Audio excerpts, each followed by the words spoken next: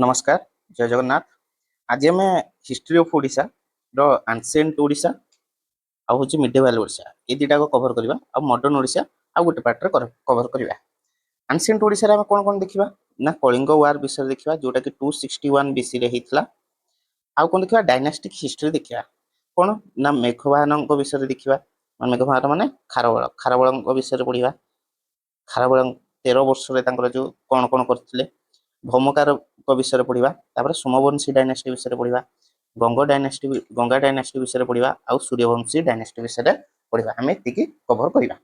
एबे देखिबा डेरी न करिकी आउ ट्राए करी तुम मानक बुझाइया आउ बहुत इंपोर्टेंट पॉइंट गुडा लिखाई आउे यही भिडियो सरला हमर हिस्ट्री जोग्राफी सरला जी प्रीवियस ईयर अच्छी सेटा मु गोटे वीडियो रे सारदेवी से भिडियोटा तुम देखियो एग्जाम बहुत हेल्पफुल हम। ठीक अच्छे एबे स्टार्ट करवा। कौन स्टार्ट करवा ना आमर एंशिएंट हिस्ट्री ऑफ ओडिशा आम जो हिस्ट्री माने पूर्व काल तीन टा विभक्त कराई एंशिएंट मिडिवल आ होची मॉडर्न। एंशिएंट हिस्ट्री की आमे पूर्व कालीन होची इतिहास विषय केमिति जानूचे ना किछि गोटे कोठी लेखा कोठी शिला लेख होइथिबो सेगुडा सब आमे देखि ता द्वारा आमे डाटा बा फैक्ट्स बाहर करछे सेटा होची हमर कोन कहबा ना सोर्सेस। बुझिलो कोन कोन सोर्सेस रे आमे ओडिशा रो एंशिएंट हिस्ट्री विषय जानूचे ना महाभारत जोतरे की होची कलिंग आ ओड्र ए दुटा वर्ड होची मेंशन हेची महाभारत रे। आउ कौन ना जैन और बुद्धिस्ट लिटरेचर रे कलिंग आउ उत्कल मेंशन है। आ विश्वनाथ कविराज तांकर होची लेखा गोटे अच्छी साहित्य दर्पण एटा इंपोर्टेंट एग्जाम रे पकई पारे जे साहित्य दर्पण किए माने तार होची ऑथर किए ना विश्वनाथ कविराज। तांकर कौन आ गोटे कौन ना चंद्रकला नाटक। चंद्रकला नाटक से जो साहित्य दर्पण रे गोटे अच्छी चंद्रकला नाटक से चंद्रकला नाटक कौन लिखा है चंद्रकला नाटक रे ना विक्ट्री ऑफ भानुदेव।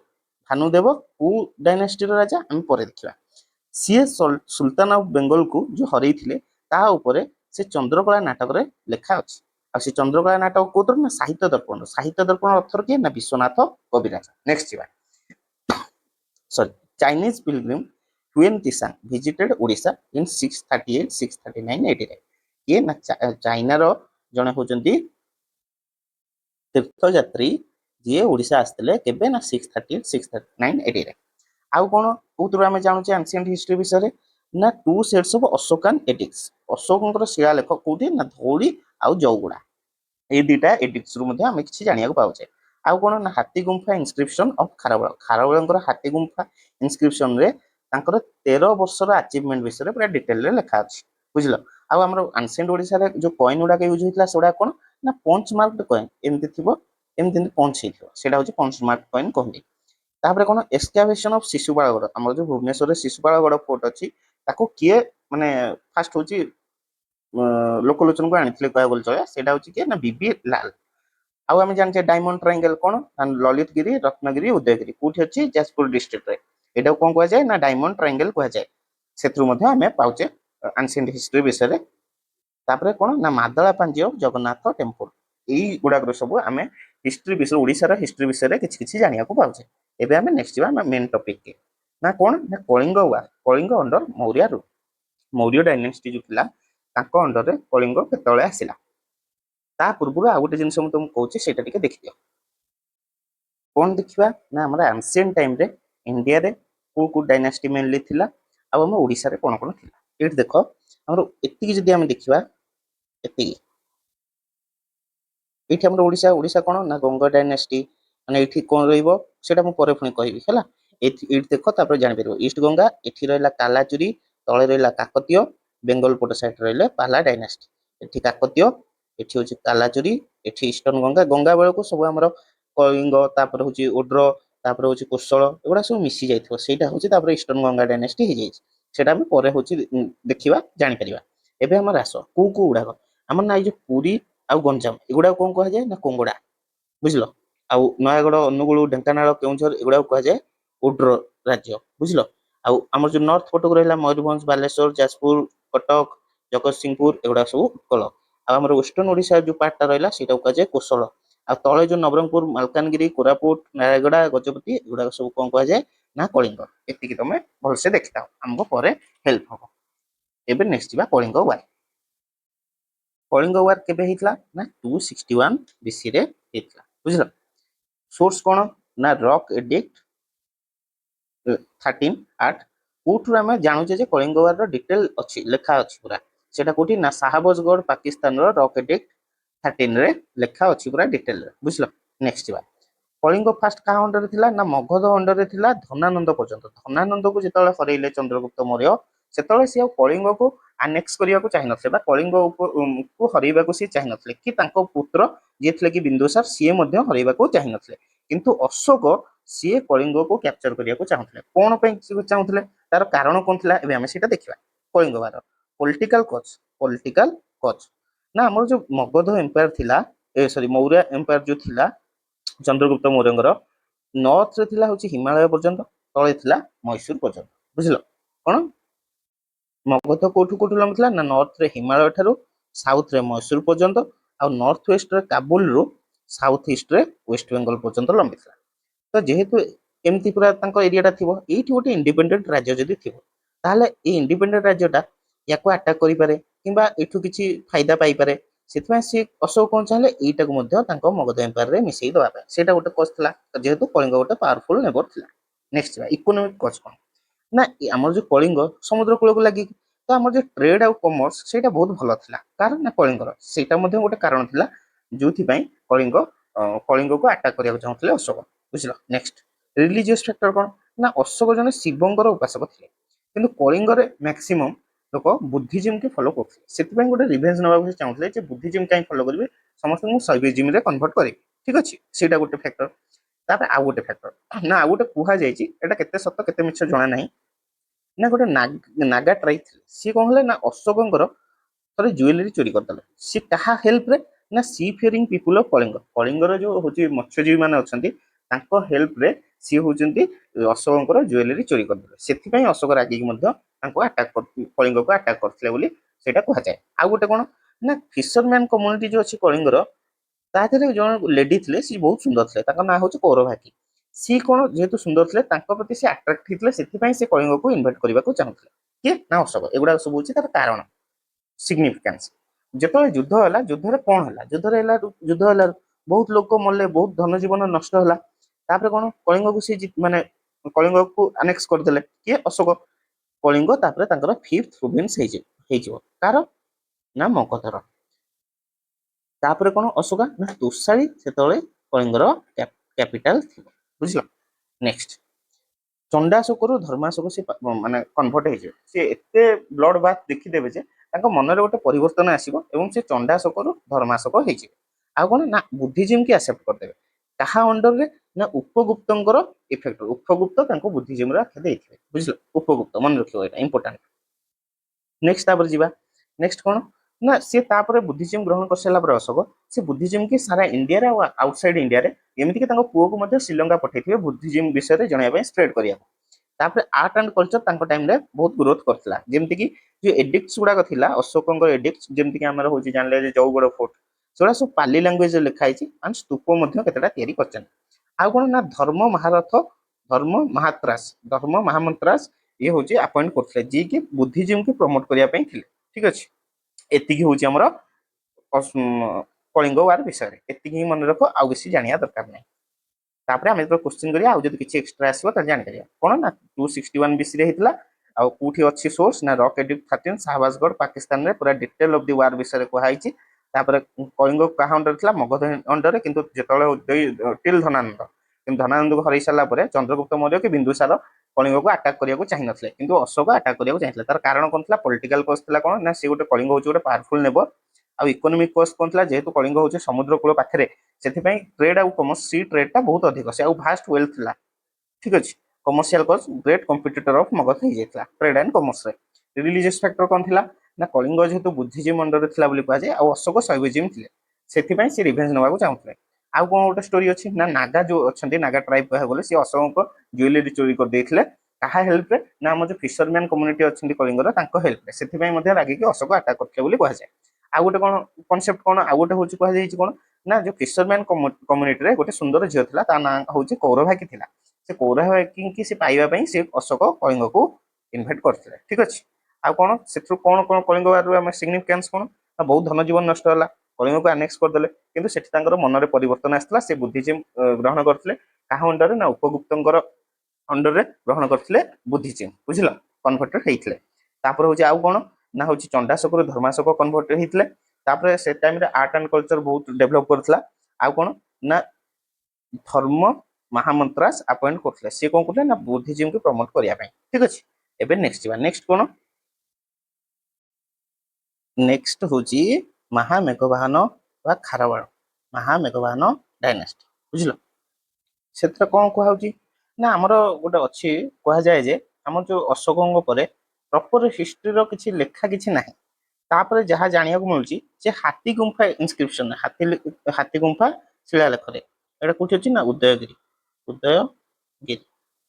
सेत्रे लेखा आइछि होची हमर खारबळंक विषय ठीक अछि आ कुहा जाय जे खारबळ मगध सहित लढिकी तांकर रूलर को हरैथिले तापर ओडिसा रे महामेघवाहन डायनेस्टी स्टार्ट हेतला बुझलो एबे देखिबा सोर्स कोन महामेघवाहन डायनेस्टी रो ना हाथी गुफा इनस्क्रिप्शन कोठी ना उदयगिरी अछि एटा किए डिस्कवर करथिले ना ए स्टार्लिंग एटा इंपोर्टेंट मन रखियो ए स्टार्लिंग डिस्कवर करथिले केबे ना 1820 रे आ जो हाथी गुंफा इनस्क्रिप्शन रे जो लेखा अछि को ये रे लेखा अछि रिटन इन ब्राह्मी स्क्रिप्ट को लैंग्वेज ना प्राकृत लैंग्वेज रे बुझलो ब्राह्मी स्क्रिप्ट आ प्राकृत लैंग्वेज रे नेक्स्ट देखिबा कोन ना एतरे जो हाथी गुंफा इनस्क्रिप्शन रे खारबळंगर कैरियर आ अचीवमेंट ऊपर लेखा जायछि को जे तांकर जो 13 वर्षर कार्यकाल विषय पूरा डिटेल रे लेखा अछि बुझलो नेक्स्ट खारबळ खारबळ के ना छेदी डायनेस्टी रो थर्ड रूलर छेदी बा छेती डायनेस्टी रो थर्ड रूलर होचन के ना खारबळ ओरिजिनली कोन ना ये जो छेती डायनेस्टी कोठ थिले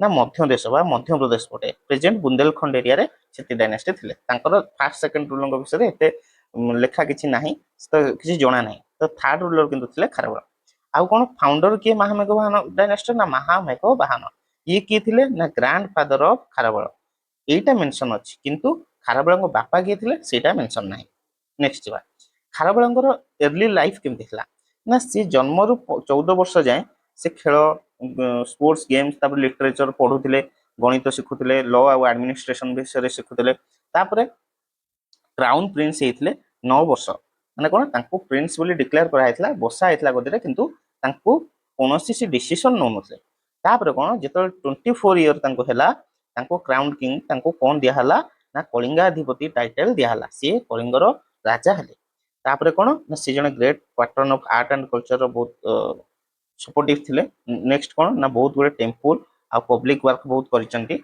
सेगुडा का हमें डिटेल रे देखिबा जे हमर जो 13 वर्षर कार्यकाल तांकर जेटा इंपोर्टेंट सेटा कोन कोन थिला 13 वर्षरो फास्ट एग्जाम प्रथम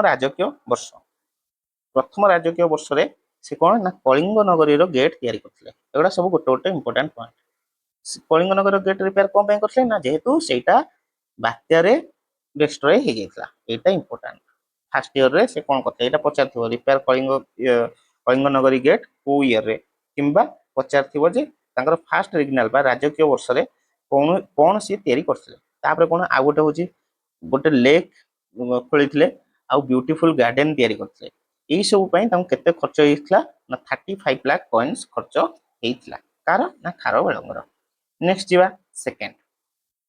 सेकंड ईयर रे कोन ना सी होची हमर साउथ रे अछि सातवाहन किंगडम सेते तांकर राजा सेते किथले सतकर्णी 1 ताकू अटैक करथिले बा एक्सपीडिशन माने कोन अभियान चलैथिले को पटे ना डेक्कन माने साउथ पटे सतकर्णी 1 को अगेंस्ट रे से एक्सपीडिशन करथिले को जाय जायथिले ना कृष्णा रिवर पर्यंत पळैथिले आ कोठी ना ऋषिकांगर सिटी को से सराउंड करिक थिले बुझलो next year third regional year कोन ना organised various performances where dance and music took place माने से पूरा सेलिब्रेट करथिले arrange ceremonials and gatherings feast एतरे दीटा पॉइंट ऑफ व्यू अछि गोटे कोन ना ए जो सतकर्णी 1 को सहित जो वार हेइतला सेतरे से हारि थिले सेथि पय तांकर सेना मानकर मन को सुदृढ़ करिया पय से सब डांस और म्यूजिक रो होची व्यवस्था करथिले जहा द्वारा कि तांकर मनोबल सुदृढ़ रहइबो आ गोटे पॉइंट ऑफ व्यू अछि सी होची जीति थिले सेथि पय से सेलिब्रेट करथिले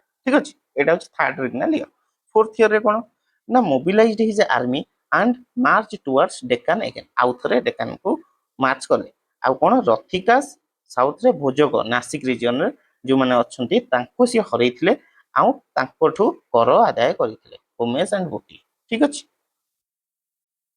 ହୋମେଜ କଣ ନା ସମ୍ମାନ ଦେବାକୁ ତାଙ୍କୁ କହୁଥିଲେ କିଏ ନା ଖାରବେଳ ଆଉ ଗୋଟି କଣ ନା ଯେତିକି ସବୁ ଚୋରି ଜିନିଷ ନେଇକି ଯାଅ ସେଗୁଡା ସବୁ ଫେରେଇ ଦିଅ ବୁଝିଲ। ନେକ୍ସଟ ଏଇଟା କଣ ନା ଟୁ ୱିକେଣ୍ଡ ସାତବାହନଙ୍କୁ ୱିକେଣ୍ଡ କରିବା ପାଇଁ ମାନେ ଦୁର୍ବଳ କରିବା ପାଇଁ ସେ ରଥିକା ଆଉ ଭୋଜକଙ୍କ ଉପରେ ଆଟାକ କରିଥିଲେ ବୁଝିଲ। ରଥିକା ଆଉ ଭୋଜକ କୋଉଠି ନା ଆମର ଏଇ ଯୋଉ କର୍ଣ୍ଣାଟକ ଆଉ ମହାରାଷ୍ଟ୍ରର ଇଷ୍ଟର୍ଣ୍ଣ ପଟେ ତାଙ୍କର ଥିଲା।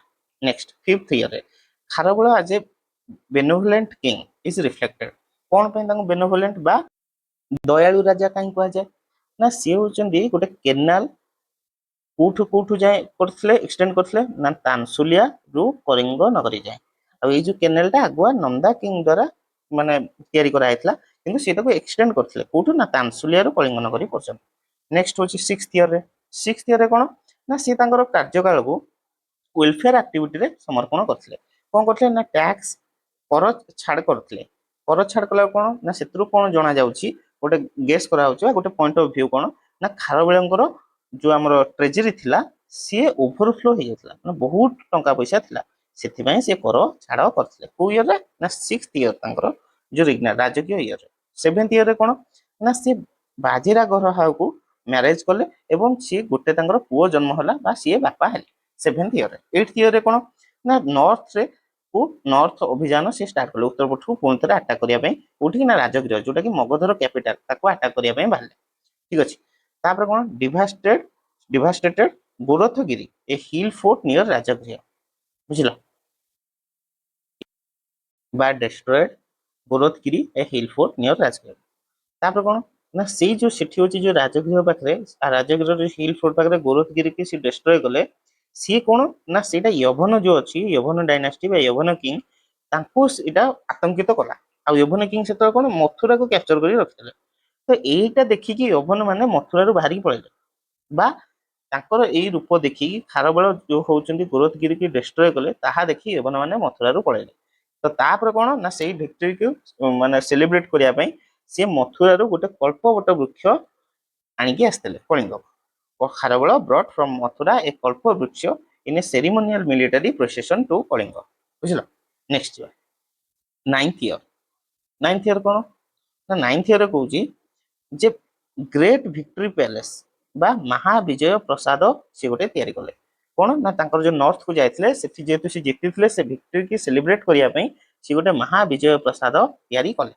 ତାପରେ କଣ ନା ତାଙ୍କର ଯୋଉ ଧନ ସମ୍ପତ୍ତି ଅଛି ବ୍ରାହ୍ମଣଙ୍କ ମାନଙ୍କ ଭିତରେ ବାଣ୍ଟିଲେ। ଟେନ୍ଥ ଇୟରରେ କଣ ନା ତାଙ୍କର ଯୋଉ ଆର୍ମି ଅଛି ଖାରବେଳଙ୍କର ତାକୁ ନର୍ଥ ଇଣ୍ଡିଆ ପୁଣି ଥରେ ଆଟାକ କରିବା ବା ଅକ୍ତିଆର କରିବା ପାଇଁ ନର୍ଥ ଇଣ୍ଡିଆକୁ ପୁଣି ପଠେଇଲେ। ଇଲେଭେନ୍ଥ ଇୟରରେ କଣ ନା ପିଥୁଣ୍ଡା ଗୋଟେ ଜାଗା ଅଛି ବୁଝିଲ ମଛଲିପଟନମ ତାକୁ ସିଏ ଡେଷ୍ଟ୍ରୟ କରିଦେଲେ। ତାପରେ ଆଉ କଣ ଡିଷ୍ଟ୍ରୟ କଲେ ନା ତାମିଲ କନଫେଡେରେସି ଯୋଉଟା କି ଚୋଳ ପାଣ୍ଡ୍ୟା ତାମ୍ରପାଣି ଏମାନଙ୍କୁ ନେଇ ଗଠିତ ତାମିଲ କନଫେଡେରେସି ତାକୁ ସିଏ ହରେଇଥିଲେ ବା ତାକୁ ଖଣ୍ଡ ବିଖଣ୍ଡିତ କରିଥିଲେ ତାକୁ ୱିକେଣ୍ଡ କରିଥିଲେ ବା ଦୁର୍ବଳ କରିଥିଲେ ସେଇଟା କହିପାରିବା। ନେକ୍ସଟ ହଉଛି ଟୁଏଲ୍ଥ ଇୟରରେ କଣ ନା ସେ ନର୍ଥ ପଟକୁ ଥାର୍ଡ ଟାଇମ ପାଇଁ ମାର୍ଚ୍ଚ କରିଥିଲେ ମାନେ ବଢିଥିଲେ। ତାପରେ କଣ ନା ସେଠି ଯୋଉ ଗଙ୍ଗା ନଦୀ କୂଳରେ ସେ ତାଙ୍କର କ୍ୟାମ୍ପ ବସେଇଥିଲେ ମାନେ ସେଠି ଯାଇ ରେଷ୍ଟ ନଉଥିଲେ କହିବାକୁ ଗଲେ ଚଳେ। ଆଉ ସେଠି ତାଙ୍କର ଯୋଉ ରେଷ୍ଟ ନେଲା ବେଳେ ତାଙ୍କର ହାତୀ ଘୋଡା ସେମାନେ ସବୁ ସେ ଗଙ୍ଗା ନଦୀରୁ ପାଣି ପିଉଥିଲେ। ଏହାକୁ ଦେଖିକି ଯୋଉ ମଗଧର ଲୋକମାନଙ୍କ ଭିତରେ ଡର ପଶିଗଲା। ଆଉ ସେଥିପାଇଁ କଣ ବୃହସ୍ପତି ମିତ୍ର ଯୋଉ କିଙ୍ଗ ଅଫ ଅଙ୍ଗ ମଗଧ ବୁଝିଲ କିଙ୍ଗ ଅଫ ଅଙ୍ଗ ବୃହସ୍ପତି ମିତ୍ର ସିଏ ତାଙ୍କ ପାଖରେ ଖାରବେଳଙ୍କର ଗୋଡ ତଳେ ଆତ୍ମସମର୍ପଣ କରିଥିଲେ ବା surrender at the feet of Kharavela. ସେଇ ଟାଇମରେ କଣ ନା ଖାରବେଳ କଳିଙ୍ଗ ଜିନ ଯୋଉଟା କି ହଉଛି ମହାପଦ୍ମାନନ୍ଦ ଆରାଉଣ୍ଡ 400 ବିସି ଟାଇମରେ କଳିଙ୍ଗରୁ ନେଇକି ଯାଇଥିଲେ ସେଇଟାକୁ ସିଏ ଫେରସ୍ତ ଆଣିଥିଲେ। ବ୍ରଟ୍ ବ୍ୟାକ୍ କଳିଙ୍ଗ ଜିନ which was taken away by Mahapadmananda from Kalinga. କୋଉ ଇୟରରେ 12 ଇୟରରେ ଏଟା ମୋଷ୍ଟ ଇମ୍ପୋର୍ଟାଣ୍ଟ। ନେକ୍ସଟ ଯିବା 13 ଇୟରରେ ଖାରବେଳ ବିଲ୍ଡ 117ଟା ଗୁମ୍ଫା ତିଆରି କରିଥିଲେ କୁମାରୀ ହିଲ୍ସ ଉଦୟଗିରିରେ ଫର ଜେନ ମଙ୍ଗସ୍ ଯୋଉ ଆମର ଜେନ ର ସାଧୁ ମାନେ ଅଛନ୍ତି ତାଙ୍କ ପାଇଁ ସେ 117ଟା କେଭ୍ ତିଆରି କରିଥିଲେ କୁମାରୀ ହିଲ୍ସ ଉଦୟଗିରି। ଠିକ ଅଛି ଏଇଟା ହଉଛି ଥିଲା ଆମର ମହାମେଘବାହାନ ଡାଇନାଷ୍ଟି ବା ଖାରବେଳଙ୍କର 13 ବର୍ଷର ଯୋଉ ଆମର ରାଜକୀୟ ବର୍ଷ ଅଛି ତା ଉପରେ ଆମେ ଆଉଥରେ ସେଟା ଦେଖିଦବା ବୁଝିଲ ତମ ମନେ ରହିଯିବ। ମହାମେଘବାହାନ ଡାଇନାଷ୍ଟି କୋଉଥିରୁ ଜଣାଯାଏ ନା ହାତୀ ଗୁମ୍ଫା ଇନସ୍କ୍ରିପସନ ରେ ସେ ବିଷୟରେ ଲେଖା ଯାଇଛି ବୁଝିଲ। ହାତୀ ଗୁମ୍ଫା ଇନସ୍କ୍ରିପସନ ଡିସ୍କଭର୍ଡ ବାଇ କାହା ଦ୍ୱାରା ଡିସ୍କଭର କରାଯାଇଥିଲା ନା ଏ ଷ୍ଟାର୍ଲିଂ ଇନ 1820ରେ।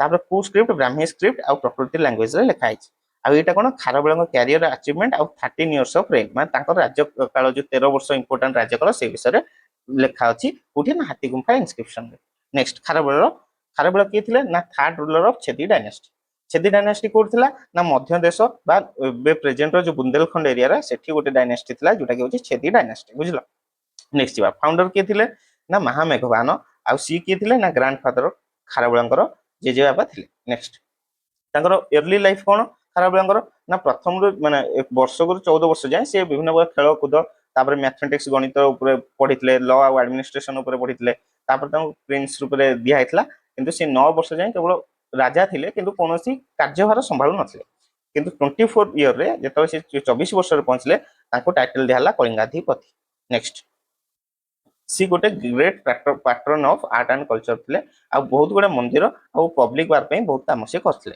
तांकर 13 वर्षर कार्यकाल जोटा कि होची से राजा हिसाब रे भल से काम करथिले सेटा हम देखिबा फर्स्ट वर्ष रे कोन ना सी कलिंग नगर रे गेट रिपेयर करथिले बुझलो जोटा कि बात्या रे डिस्ट्रॉय हे जाइतला आ गोटे कोन ना गोटे लेक खोलिथिले आ ब्यूटीफुल गार्डन्स तयारी करथिले सेति पे तांको 35 लाख टका खर्च हेतला सेकंड ईयर रे कोन ना जो साउथ रे सातवाहन किंगडम थिला ताको सी अटैक करथिले आ कृष्णा रिवर पर्यंत सी पळैथिले किंतु कुहा जाय जे सी सेठी हारि जाइतले बोली आ ए जो सराउंडेड ऋषिका नगर सिटी बुझलो आ थर्ड ईयर रे कोन ना सी डांस आ म्यूजिक रो माने डांस आ म्यूजिक परफॉर्मेंस अरेंज करथिले सेटा कुहा जाय जे दी प्रकार पॉइंट ऑफ व्यू अछि गोटे पॉइंट ऑफ व्यू होछि जे सी हारि थिले सेति पय तांगा आर्मी बा सैन्य मानकर मनोबल सुदृढ़ करिया पय सी डांस आ म्यूजिक परफॉर्मेंस रो अरेंजमेंट करथिले आ गोटे कुहा जाय से जीति चंती बोली सेटा सेलिब्रेट करिया पय से होछि से परफॉर्मेंस गुडा ऑर्गेनाइज करथिले नेक्स्ट फोर्थ रिजनल ईयर रे कोन चतुर्थ राजकीय वर्ष रे कोन ना सी तांगा आर्मी की डेक्कन को फोन थरे पठैथिले आ सी कोन करथिले ना सातवाहन को वीक करिया पय दुर्बल करिया पय राथिकास आ भोजगन को हरैथिले आ तांको कहिथिले जे मते सम्मान दियो आ जो चोरी करी की सेति सब जिंस पत्र नैछ ताको मध्यम दियो नेक्स्ट बा जेति होची माने जो युद्ध रे खर्च होईची खर्च पूर्ण दवा पय कोन बोटी सेटा को आजे फिफ्थ रिजनल ईयर फिफ्थ पंचम वर्ष रे कोन हेतला ना खारबळ गोटे बिनोवालेंट माने दयालु राजा थिले बुझलो से कोन ना गोटे केनाल को एक्सपांड करथिले तनसुलिया रु कलिंग नगर जाय ए जो केनाल टा आगुआ किंतु तयारी हेकितला जने नंदा किंग ताको तयारी करथिले से केवल एटा को एक्सपांड करथिले नेक्स्ट सिक्स्थ रिजनल ईयर रे कोन ना सी ताको डिवोटेड हिमसेल्फ वेलफेयर एक्टिविटीज रे से ताको ताको समस्या निजे समर्पित होइतले कोन करथिले ना होची कर छाड़ करथिले आ सेतुरु जणा जाय जे माने गोटे गेस करा जाय जे खारबेलंगर जो ट्रेजरी थिला पूरा ओवरफ्लो माने जेतिकी दरकार ताठो अधिक थिला सेति पय से टैक्स को छाड़ करथिले नेक्स्ट सेवेंथ रिजनल ईयर रे कोन ना से जन को बाहा हेले आ तांको गोटे पुओ जन्म होला से बापा हेले एट्थ ईयर रे कोन ना से नॉर्थ को अबे नॉर्थ को माने उत्तर को फोन थरे अटैक करिया पे बाहरले राजगृह को अटैक कले मगध कैपिटल जोटा राजगृह ताको अटैक कले आ सेठी होची डिस्ट्रॉय गले कोन Gorakhgiri a hill fort near Rajgriha Gorakhgiri की डिस्ट्रॉय कलारु से जो यवन माने मथुरा को जो होची मथुरा को पोजेस करि रखले माने मथुरा रे अख्तियार करि थिले यवन माने से माने या को देखि के आतंकित होइतले एवं से मथुरा छाडी के पळैतले आ सेठु खारबळ जतले पुनी कलिंग को आसले तांकर जो सेलिब्रेट करथले एन्जॉय करथले सेरेमोनियल मिलिटरी प्रोसेशन करथले सेटा आसला से कल्प वृक्ष गोटे नै के आस्तले मथुरा खराबळ नेक्स्ट 9th ईयर रे आ से जो जितियार सेलिब्रेट करिया पय से गोटे ग्रेट विक्ट्री पैलेस तयारी करथले बा ताऊ कहा जाय महाविजय प्रसाद बुझलो आ डिस्ट्रीब्यूटेड वेल्थ अमंग जो धन संपत्ति ब्राह्मण मानकर बांटी दै 10th ईयर रे कोन तांका आर्मी की पुणी थरे कहितले जे नॉर्थ इंडिया को जाओ अख्तियार करिया पय किछि एक्सपांड करिया पय 11th ईयर रे कोन डिस्ट्रॉयड पिथुंडा होची to be identified with Machilipatnam south रे अछि आ क्रॉस्ड डिस्ट्रॉय करथले तामिल कॉन्फेडरेसी की बा दुर्बल करथले तामिल कॉन्फेडरेसी कहले कोन ना चोल पांड्या ताम्रपाणी ठीक अछि एक्सेट्रा 12th ईयर रे कोन 12th ईयर रे कोन से मास्टर्स नॉर्थ फोन थरे थर्ड टाइम गले थर्ड टाइम जतले गले से होची गंगा नदी कोल रे बसतले बा रेस्ट नउतले आ सेठी तांकर जो हाथी आ घोड़ा से पानी पिउतले ताकू देखि कि मगधर लोक माने डरि जायतले आ डरि गेला परे सेति पय बृहस्पति मित्र सी जतले किंग ऑफ अंग जे कि बृहस्पति मित्र सी सरेंडर आत्म समर्पण करथले खारबळांक गोड़ पाद तळे आ सेतळे तापरे से कलिंग जिन जोटा कि पद्मानंद होची कलिंग रु नेकी जायतले ताको से फेरस्ता आनितले नेक्स्ट 13 ईयर कोन से होची जैन साधु मानक पय 117 टा केव कुमारी हिल्स बा उदयगिरी हिल्स रे से तयारी करथले सरला एबे हम जिबा भौमकार डायनास्टी रो ओरिजिन कोठी सेटा दी प्रकार କୁହାଯାଏ। ଗୋଟେ କୁହାଯାଏ ଯେ ସିଏ ହେଉଛନ୍ତି ଓଡ଼ିଶାର ଓରିଜିନ୍, ଆଉ ଗୋଟେ କୁହାଯାଏ ଯେ ଆସାମର ଓରିଜିନ୍। ଯେହେତୁ ଆସାମର କିଛିଟା ଜିନିଷ ଓଡ଼ିଶାର କିଛିଟା ଜିନିଷ ସେଇଟା ମ୍ୟାଚ୍ କରେ, ଟାଏ ଥାଏ, ସେଥିପାଇଁ ସେଇଟା କୁହାଯାଏ। କେତେ ଜଣ କୁହନ୍ତି ଆସାମରେ ଭୌମକାର ଡାଇନେଷ୍ଟିର ଓରିଜିନ୍, ଆଉ କେତେ ଜଣ କହନ୍ତି ଓଡ଼ିଶାରେ। ଏବେ ଆମେ ସେଗୁଡ଼ା କିଛି ଦେଖିବା ନାହିଁ, ଆମର ଯୋଉଟା ଏକ୍ଜାମ ପର୍ସପେକ୍ଟିଭରେ ଇମ୍ପୋର୍ଟାଣ୍ଟ ସେଗୁଡ଼ାକ ଆମେ ଦେଖିବା। ଭୌମକାର ଡାଇନେଷ୍ଟିର କ୍ୟାପିଟାଲ କୋଉଠି ଥିଲା ନା ଗୃହଦେବ ପଟକ ବା ଗୃହେଶ୍ୱର ପାଟକ ଯାଜପୁର। ଆମର ମଡର୍ଣ୍ଣ ଯୁଗ ମଡର୍ଣ୍ଣ ଇଏରେ ଯୋଉ ଯାଜପୁର ସେଇଟା ଥିଲା ତାଙ୍କର ଭୌମକାର ଡାଇନେଷ୍ଟିର କ୍ୟାପିଟାଲ। ମାନେ ତା ଇୟରଟା କେତେ 8th ରୁ 9th ସେଞ୍ଚୁରୀ ଏଠି 200 ବର୍ଷ ପାଖାପାଖି ସେମାନେ ଶାସନ କରିଛନ୍ତି। ନେକ୍ସଟ ଫାଉଣ୍ଡର କିଏ ଭୌମକାର ଡାଇନେଷ୍ଟିର ନା କ୍ଷମାଙ୍କର ଦେବ। ଇଏ କଣ ନା ଯୋଉ ଆମର ଦାନ୍ତି ଦୁର୍ଗଙ୍କୁ ଆଟାକ କରିବାରୁ, ଦାନ୍ତି ଦୁର୍ଗ ଓଡ୍ର ଆଉ ଉତ୍କଳରେ ଆଟାକ କରିବାରୁ ବଞ୍ଚେଇଥିଲେ କିଏ ନା କ୍ଷମାଙ୍କର ଦେବ। ଆଉ ଟୋଟାଲ ହଉଛି ଭୌମକାର ଡାଇନେଷ୍ଟିର କେତେଟା ରୁଲର 19 ଜଣ ରୁଲ କରିଛନ୍ତି।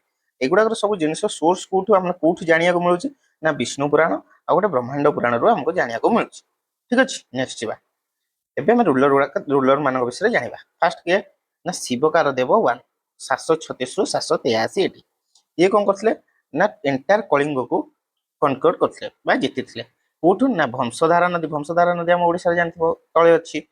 ତାପରଠୁ ଗଙ୍ଗା ଉପରେ ମାନେ ଆମର ୱେଷ୍ଟ ବେଙ୍ଗଲ ପାଖାପାଖି। Defeating the Ganga power extended up to Kongoda and Svetaka. Kongoda ଆମର କଣ ଆମର ଯୋଉ ଓଡ଼ିଶା ମ୍ୟାପ ଏମିତି ଅଛି,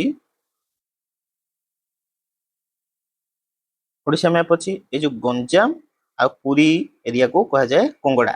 ଆଉ ଏପଟେ ଯୋଉ ରହିଲା ୱେଷ୍ଟ ବେଙ୍ଗଲ ବାଲେଶ୍ୱର ପାଖାପାଖି ସେଗୁଡାକୁ କୁହାଯାଏ ଶ୍ଵେତକ। ଆଉ ଏପଟେ ହଉଛି ମଝିରେ ରହିଲା ଓଡ୍ର, ଏପଟ ଗୁଡାକ ରହିଲା ସାଉଥ ପଟ ମାଲକାନଗିରି ଏପଟ ସବୁ ଏଇଟା କଣ ନା କଳିଙ୍ଗ, ଆଉ ୱେଷ୍ଟର୍ଣ୍ଣ ପାର୍ଟଟା କୁହାଯାଏ କୋଶଳ। ଆଉ ଏପଟେ କଣ ଛତିଶଗଡ ଯୋଉ ମାନେ ଇଏଟା ପ୍ୟାଚଟାକୁ କୁହାଯାଏ କାଲାଚୁରୀ। ଆଉ ଉପରେ ରହିଲା କଣ ଉପରେ ଏପଟେ ହଉଛି ମଗଧ।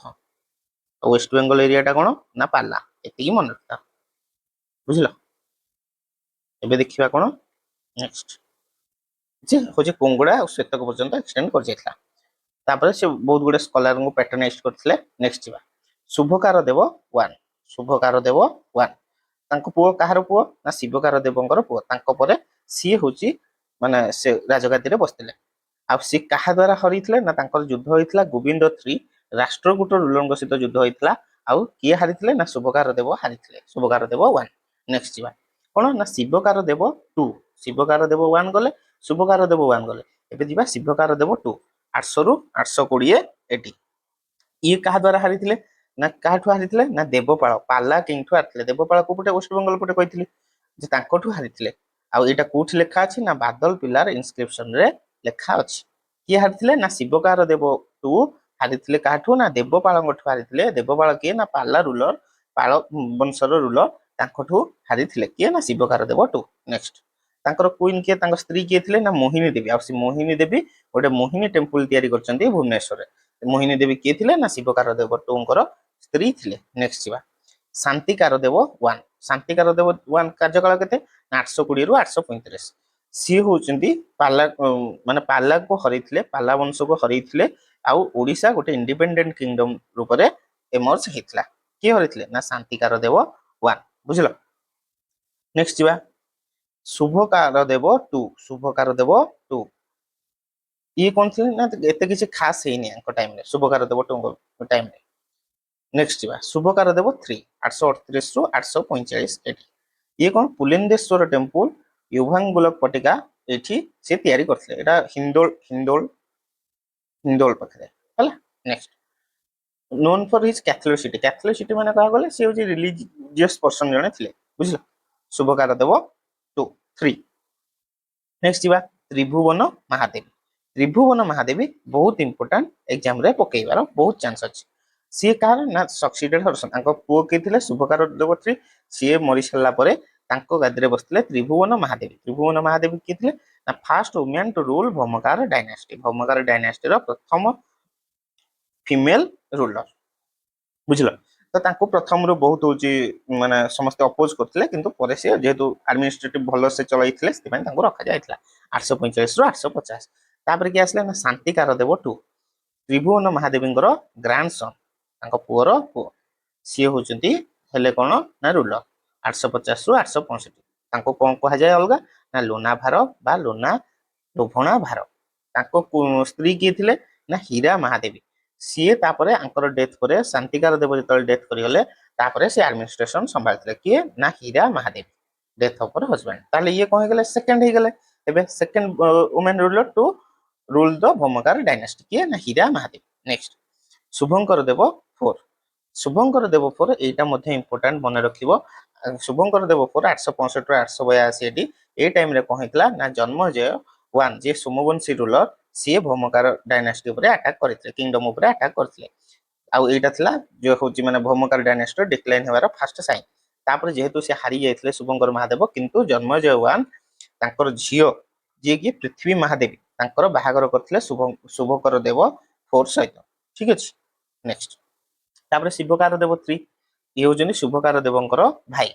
ऑल्सो नोन एज परमेश्वर परम भट्टारक ये शिवकार देव 3 कहार भाई शुभकार देव 4 भाई एटा तुम प्रथम दिथर पढ़ी दब जदि तुम तुम मन रही जानी पार कोटा कोटा इंपोर्टेंट मुझे मार्क करदेवी पृथ्वी महादेवी कितले जन्मजय 1 कर झियो सी बाहा क्या शुभकार देव 4 को सी कहला कौन ना त्रिभुवन महादेवी 2 सी 1890 रु 1896 एडी शासन करथिले daughter of Janmejaya 1 Somavamshi ruler झियो क्या बाहा शुभकार देव 4 को बाहा होते किंतु शुभकार देव 4 तांकर कोनोसी छुआ पिला नथिले सेति पृथ्वी महादेवी से गादी रे बसथिले ठीक अछि किंतु तांको कोन ना समस्ते अपोज करथिले बुझिलो काहको ना पृथ्वी महादेवी तापर कि आस्ते त्रिभुवन महादेवी 3 ये होचंदी के ना शिवकार देव 3 कर स्त्री थिले आ सी मध्ये विधवा थिले बुझिलो किंतु तांको लोक सब अधिक सपोर्ट करले तांको प्रजा माने सेति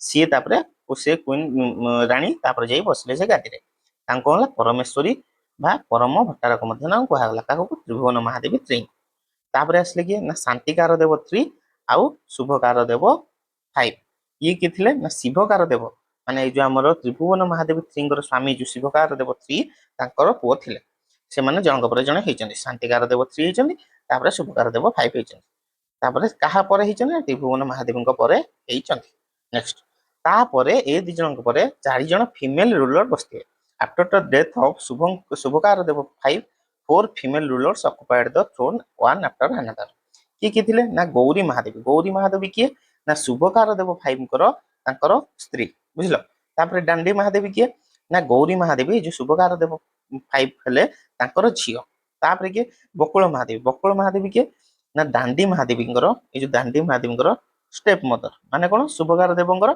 आउ जनक स्त्री रो झियो बुझलो नेक्स्ट आउ माने शुभकार देवंकर आउ गोटे स्त्री ये ना बकुला महादेवी नेक्स्ट आसले धर्मा महादेवी ये होची के ना शांतिकार देव 3 जो तांकर होचिंती स्त्री ताले शांतिकार देव शुभकार देव 5 तांको मा गेथिले त्रिभुवन महादेवी 3 बुझलो त्रिभुवन महादेवी 3 केतिले ना शिवकार देव 3 कर स्त्री तांकर ऊपर के जस थिले ना त्रिभुवन महादेवी 2 ता पृथ्वी महादेवी के ना जन्मजयंकर ये सी काहा को बाहाइतिले शुभकार देव 4 को ठीक अछि एमती मन रखियो हेले तुम मन रहि जो ये कोन थिले Dharmadevi Mahadevi last known ruler of Bhaumakara dynasty आंको किए हरैतिले ना जजाति 1 हरैतिले जे कि सोमवंशी रूलर एतिकरे हमर सरिच कोन ना भौमकार डायनेस्टी नेक्स्ट आमे देखिबा कोन ना सोमवंशी डायनेस्टी देखिबा आमे सोमवंशी डायनेस्टी बुझलो एबे कोन देखिबा सोमवंशी डायनेस्टी रे तांको आउ कोन कहै जाय ना पंडु वंशीस कहै जाय ये कोठार ना होची क्षेत्रीय तांकर जाति बोली कहै जाय आ ये कोठी रूल करथले ना मैकाल रेंज कोठी ना मध्य प्रदेश रो मैकाल रेंज रे तांकर मेन होची ये थिला kingdom unified the kingdoms of Kalinga Utkal Kongoda Kosala ये यूनिफाइड माने कलिंग उत्कल पोंगोडा कोसल हम जो ओडिसा अछि एटा जो पुरी एरिया एटा को कहा जाय पुरी गंजाम एरिया को कोंगोडा कोसल वेस्टर्न पार्ट को ऊपर जो रहिला मयूरभंज बालेश्वर एगुडा सब कहा जाय उत्कल तापर हमर जो इतक रहिला मालकानगिरी नवरंगपुर कोरापुट रायगड़ा गजपति एगुडा कहा जाय कलिंग आ मछरी जत रहिला ता कहा जाय कोटर बुझला सी सब तक एकाठी करथिले ମାନେ ସମସ୍ତଙ୍କଠୁ ସେ ଜିତିଥିଲେ। ନେକ୍ସଟ ଯିବା ସୋମବଂଶୀ ରୁଲର କିଏ ନା ଜନ୍ମଞ୍ଜୟ ୱାନ। ଜନ୍ମଞ୍ଜୟ ୱାନ କିଏ ଥିଲେ ନା ଫାଷ୍ଟ ରୁଲର ହଉଛନ୍ତି କୋଉଥର ନା ସୋମବଂଶୀ ଡାଇନାଷ୍ଟିର। ଏ କୋଉଥର ଥିଲେ ସୋମବଂଶୀ ଡାଇନାଷ୍ଟି କୋଶଳର ରାଜା। କୋଶଳ କୋଉଟା ନା ୱେଷ୍ଟର୍ଣ୍ଣ ପାର୍ଟଟା ଯୋଉ ଓଡ଼ିଶାର ସେଠାର ବୁଝିଲ। ତାର ହଉଛି ଫାଷ୍ଟ ରୁଲର ସୋମବଂଶୀ ଡାଇନାଷ୍ଟି ସେଠି ଥିଲା। ତାପରେ କଣ ନା ତାଙ୍କର ଏଠୁ କୋଉଠୁ ଜଣା ପଡୁଛି ନା କପର ପ୍ଲେଟ ଯୋଉ ଡେପିକ୍ସ ଅଛି ସେଥିରୁ ଜଣା ପଡୁଛି। ନେକ୍ସଟ କଣ ଏବାଉଟ ମହାଶିବଗୁପ୍ତ। ମହାଶିବଗୁପ୍ତ କିଏ ଥିଲେ ନା ମହାଶିବଗୁପ୍ତ ତାଙ୍କର ବାପା ଥିଲେ। ମାନେ ଯୋଉଠୁ ହଉଛି ଯୋଉ ମାନେ ଜଣାଯାଏ ଯେ ସେଇଠୁ ସୋମବଂଶୀ ଡାଇନାଷ୍ଟି ଷ୍ଟାର୍ଟ ହେଇଛି ବୋଲି। ତାପରେ କଣ ନା ଇଏ ହଉଛନ୍ତି ଯୋଉ ଭଞ୍ଜ କିଙ୍ଗ ଥିଲେ। ଭଞ୍ଜ କିଙ୍ଗ କୋଉଠି ନା ଆମର ବୌଦ୍ଧ ଫୁଲବାଣୀ ଏରିଆର ଯୋଉ କିଙ୍ଗ ଥିଲେ। ତାଙ୍କ ନାଁ ଥିଲା କଣ ରାଣା ଭଞ୍ଜ ଦେବ। ରାଣା ଭଞ୍ଜ ଦେବ ତାଙ୍କୁ ହରେଇଥିଲେ। ଆଉ ଓଡ୍ରକୁ ସିଏ ତାଙ୍କର କୋଶଳ ସହିତ ମିଶିଥିଲେ। ତାପରେ ଏକ୍ସଟେଣ୍ଡେଡ ହେଇଛି ସ୍ୱେ ଓଭର ମାନେ ଅକ୍ତିଆର କରିଥିଲେ କଣ ନା Utkal and placed Prithvi Mahadevi on the Bhaumakara. Bhaumakara ପଠୁ ବି ଜିତିଥିଲେ। ଭୌମକାର ପୃଥ୍ୱୀ ମହାଦେବୀ କିଏ ଥିଲେ? ପୃଥ୍ୱୀ ମହାଦେବୀ ଶୁଭକାର ଦେବ ଚାରିଙ୍କର ସ୍ତ୍ରୀ ଥିଲେ ଆଉ ଜନ୍ମଜୟଙ୍କର ଝିଅ ଥିଲେ। ତାଙ୍କୁ ତାପରେ କଣ ଶୁଭକାର ଦେବ ଚାରି ମରିଗଲା ପରେ କଣ ତାପରେ ସିଏ ହଉଛି ପୃଥ୍ୱୀ ମହାଦେବୀ ହଉଛି ସେ ଗାଦିରେ ବସିଥିଲେ ଭୌମକାର ଡାଇନେଷ୍ଟର। ତ ମାନେ ସେ ଭୌମକାର ଡାଇନେଷ୍ଟିଟା ସୋମବଂଶୀ ଡାଇନେଷ୍ଟି କହିବାକୁ ଗଲେ ତାକୁ ରୁଲ କରୁଥିଲା। ଆଉ ଜନ୍ମଜୟ ୱାନଙ୍କୁ କଣ ଟାଇଟେଲ ମିଳିଛି ନା ପରମେଶ୍ୱର ଶ୍ରୀ କଳିଙ୍ଗାଧିପତି। କାରଣ ସେ ଓଡ୍ର କୋଶଳ କଳିଙ୍ଗ ତିନିଟା ଯାକ ତାଙ୍କ ଇଏରେ ଆଉ କଙ୍ଗଡା ତାକୁ ମିଶେଇଥିଲେ କୋଉଥିରେ ନା କୋଶଳ ଦିହରେ। ନେକ୍ସଟ ଯିବା ମହାଶିବଗୁପ୍ତ ଯଜାତି ୱାନ। ଇଏ କଣ ଜନ୍ମଜୟଙ୍କ ପରେ କିଏ ମହାଶିବଗୁପ୍ତ ଯଜାତି। ତାଙ୍କ କ୍ୟାପିଟାଲ ସୁବର୍ଣ୍ଣପୁର ଯୋଉ ଥିଲା ସେଠୁ ସିଏ ସିଫ୍ଟ କରିଥିଲେ। କୋଉଠୁ Subarnapur two ନିତାପୁରା than two Yayati ନଗର ନିୟର ବୌଦ୍ଧ। ବୁଝିଲ ତାଙ୍କର ଯୋଉ ହଉଛି କ୍ୟାପିଟାଲ ଥିଲା ସୁବର୍ଣ୍ଣପୁରରେ ସେଠୁ ବିନିତାପୁରକୁ ଟ୍ରାନ୍ସଫର କରିଥିଲେ କ୍ୟାପିଟାଲ। ତାପରେ ଯଜାତି ନଗର ବୌଦ୍ଧକୁ ଟ୍ରାନ୍ସଫର କରିଥିଲେ। ତାପରେ ତାଙ୍କର କାଲାଚୁରୀ ସହିତ ଗୋଟେ ରିଫ୍ଟ ହେଇଥିଲା। କାଲାଚୁରୀ କଣ ଆମର ଏଇ ଓଡିଶା ମ୍ୟାପ ଅଛି କୋଶଳ ଏତିକି ରହିଲା। ଛତିଶଗଡ ପଟେ ଯୋଉ ସେତେବେଳେ ଯୋଉ ଡାଇନାଷ୍ଟି ରୁଲ କରୁଥିଲା ସିଏ ହଉଛି କାଲାଚୁରୀ ତାଙ୍କୁ କୁହାଯାଏ। ମାନେ ସେଠି ଯୋଉ ଇଏ ଗୁଡାକ ରହିଲେ ସେ ଏରିଆଟାକୁ କାଲାଚୁରୀ କୁହାଯାଏ। ପୁରୀ ଗଞ୍ଜାମକୁ କୁହାଗଲା କଣ କଙ୍ଗଡା। ଏପଟେ ଯୋଉ ମୟୂରଭଞ୍ଜ ବାଲେଶ୍ୱର ଏପଟେ ଏରିଆକୁ କୁହାଗଲା କଣ ଉତ୍କଳ। ମାଲକାନଗିରି ଫାଲକାନଗିରି ଆମର ଯୋଉ ନବରଙ୍ଗପୁର ସେଗୁଡାକ ରହିଲା ସେଗୁଡାକ ହଉଛି କଳିଙ୍ଗ। ମଝିରେ ଯେତିକି ରହିଲା ସେଟା ହଉଛି ଓଡ୍ର। ଏଇଟା ମନେ ରଖ ବୁଝିଲ। ତାପରେ next killed protector and bond a part of Kalachuri community. ସେ କାଲାଚୁରୀ କମ୍ୟୁନିଟିର ପ୍ରୋଟେକ୍ଟରଙ୍କୁ ମାରି ଦେଇଥିଲେ ଆଉ କିଛି ପାର୍ଟ ତାକୁ ଜଳେଇ ଦେଇଥିଲେ। କିଏ ନା Yayati one Mahashivagupta Yayati one. Next ଯିବା ଭୀମରଥ ମହାଶିବଗୁପ୍ତ। ଇଏ ହଉଛି ସନ ଅଫ ଯଜାତି ୱାନଙ୍କର ପୁଅ ଥିଲେ ତାଙ୍କ ସକ୍ସେସର ଥିଲେ। ଏତେ ଇମ୍ପୋର୍ଟାଣ୍ଟ କିଛି ନାହିଁ। ତାପରେ ଦେଖିବା ଧର୍ମରଥ। ଭୀମରଥଙ୍କୁ ପରେ ସେ ଧର୍ମରଥ ହେଇଛନ୍ତି ମାନେ ସେ ଗାଦିରେ ବସିଛନ୍ତି। ତାପରେ ଫଟ୍ ଏଗେନ୍ଷ୍ଟ ପାଲା। ଇଏ ପାଲାଙ୍କ ସହିତ ପାଲା ରୁଲରଙ୍କ ସହିତ ଲଢିଥିଲେ। ଆଉ ଇଷ୍ଟର୍ଣ୍ଣ ଚାଲୁକ୍ୟ ରୁଲର ସାଉଥଙ୍କ ସହିତ ମଧ୍ୟ ଲଢିଥିଲେ। କିଏ ନା ଧର୍ମରଥ। ପାଲା କୋଉ ପଟର ନା ୱେଷ୍ଟ ବେଙ୍ଗଲ ନର୍ଥ ପଟରେ ବୁଝିଲ। ନେକ୍ସଟ ଯିବା ନାହୁସା। ନାହୁସା କଣ ନା ଯୋଉ ଧର୍ମରଥଙ୍କର ଇଏ ଭାଇ ଥିଲେ ଆଉ ଜଣେ ସ୍ତ୍ରୀଙ୍କର ଯୋଉ ଆମର ହଉଛି ରହିଲେ ଭୀମରଥ ତାଙ୍କ ଭାଇ କିଏ ନା ଧର୍ମରଥ। ଏ ତିନି ଜଣ ଭାଇ ଭୀମରଥ ଧର୍ମରଥ ନହୁସା ଏ ତିନି ଜଣ କାହା ପୁଅ ଯଜାତି ୱାନଙ୍କର ପୁଅ ବୁଝିଲ। ସିଏ ହଉଛନ୍ତି ନାହୁସା। ତାପରେ ଧର୍ମରଥ ମରି ସାରିଲା ପରେ ତାଙ୍କ ଜାଗା ସିଏ ନେଇଥିଲେ କିଏ ନାହୁସ। ତାଙ୍କର ଏତେ ଇଏ ଅନଇଭେଣ୍ଟଫୁଲ ଥିଲା। ଆଉ ସିଏ କୁହାଯାଏ ଯେ ଇନ୍ଦ୍ରରଥଙ୍କ ଦ୍ଵାରା ମାନେ ତାଙ୍କ ଭାଇ ହିଁ ଆଉ ଗୋଟେ ଭାଇ ମଧ୍ୟ ତାଙ୍କୁ ମାରି ଦେଇଥିଲା ନାହୁସାଙ୍କୁ ବୋଲି କୁହାଯାଏ। ସିଏ କିଏ ଥିଲେ ନା ଇନ୍ଦ୍ରରଥ। ଇନ୍ଦ୍ରରଥ କଣ ଥିଲେ ନା କଳିଙ୍ଗର ଯୋଉ ଧର୍ମରଥ ଅଣ୍ଡରରେ ଥିଲା ତାର ଗଭର୍ଣ୍ଣର ଥିଲେ କିଏ ନା Indraratha. Killed Nahusha become king. ନାହୁସାଙ୍କୁ ମାରିକି ସିଏ ରାଜା ହେଇଗଲେ। ଆଉ ସିଏ କିଏ ଇନ୍ଦ୍ରରଥ ରାଜେନ୍ଦ୍ର ଚୋଳ ଚୋଳ ଡାଇନାଷ୍ଟର ରାଜାଙ୍କୁ ସିଏ ହରେଇଥିଲେ। ତାପରେ ନେକ୍ସଟ ଆଉ ଆଙ୍କ ଟାଇମରେ ସରି ରାଜେନ୍ଦ୍ର ଚୋଳ ହଉଛନ୍ତି ଇନ୍ଦ୍ରରଥଙ୍କୁ ହରେଇଥିଲେ। କିଏ ନା ରାଜେନ୍ଦ୍ର ଚୋଳ ଇନ୍ଦ୍ରରଥଙ୍କୁ ହରେଇଥିଲେ। ଚୋଳ ସେତେବେଳେ କଣ ଚୋଳ ବଂଶ ସୋମବଂଶୀ ଆମର ଇଏକୁ ଏଣ୍ଟ୍ରି କରିଥିଲା ବୁଝିଲ। Next Yayati two Chandihara declared king after death of Indraratha ପରେ ଯଜାତି ଟୁ ଚଣ୍ଡିହାରଙ୍କୁ ରାଜା ରୂପରେ ଘୋଷଣା କରାଗଲା। ତାଙ୍କ କିଏ ଥିଲେ ନା ଅଭିମନ୍ୟୁ ଆଉ ଗ୍ରାଣ୍ଡସନ୍ ଅଫ ବିଚିତ୍ର କନକ୍ୱେଷ୍ଟ କର୍ଣ୍ଣାଟକ ଲତା ଗୁଜରାଟ ଦ୍ରାବିଡ ତ୍ରିକଳିଙ୍ଗ ଏକ୍ସେଟ୍ରା ଇଏ ସବୁତକ ଜିତିଗଲେ। ତାପରେ କଣ ଲିଙ୍ଗରାଜ ମନ୍ଦିର ସିଏ ତିଆରି କରିଥିଲେ କିଏ ଯଜାତି ଟୁ ଚଣ୍ଡିହାର। ତାପରେ ଇଏ କଣ ନା ସୋମବଂଶୀର ଗ୍ରେଟେଷ୍ଟ ରୁଲର ବୋଲି ୟାଙ୍କୁ କୁହାଯାଏ। କାହାକୁ ନା ଯଜାତି ଟୁଙ୍କୁ। ଆଉ 10,000 ବ୍ରାହ୍ମଣଙ୍କୁ ଡାକିଥିଲେ କାନ୍ୟକୁବ୍ଜରୁ ଦଶାମେଧ ମେଧ ଯଜ୍ଞ କରିବା ପାଇଁ। କୋଉଠି ନା ଯାଜପୁରରେ। କିଏ ଡାକିଥିଲେ ନା ଯଜାତି ଟୁ ଚଣ୍ଡିହାର। ନେକ୍ସଟ ଯିବା ଉଦ୍ୟତ କେଶରୀ ମହାଭାବଗୁପ୍ତ। ଇଏ କିଏ ନା ଚଣ୍ଡିହାର ଯଜାତିଙ୍କର ପୁଅ। ତାପରେ ଇଏ କର୍ଣ୍ଣଙ୍କ ସହିତ ତାଙ୍କ ସ୍କୋର ସେଟେଲ କରିଥିଲେ। ଯୋଉ କାଲାଚୁରୀ ରୁଲର ତାଙ୍କର ଥିଲେ। କାଲାଚୁରୀ ରୁଲର ଯେହେତୁ ସେତେବେଳେ ଏତେ ମାନେ ଇନଭେଡ କରିବାକୁ ଯାଉଥିଲେ ସୋମବଂଶୀ ରୁଲର ମାନେ, କିନ୍ତୁ କରିପାରୁନଥିଲେ। କିନ୍ତୁ ଇଏ ସେଟେଲ ସ୍କୋର କରିଥିଲେ। ଉଦ୍ୟତ କେଶରୀ ତାଙ୍କୁ ହରେଇଥିଲେ। ଆଉ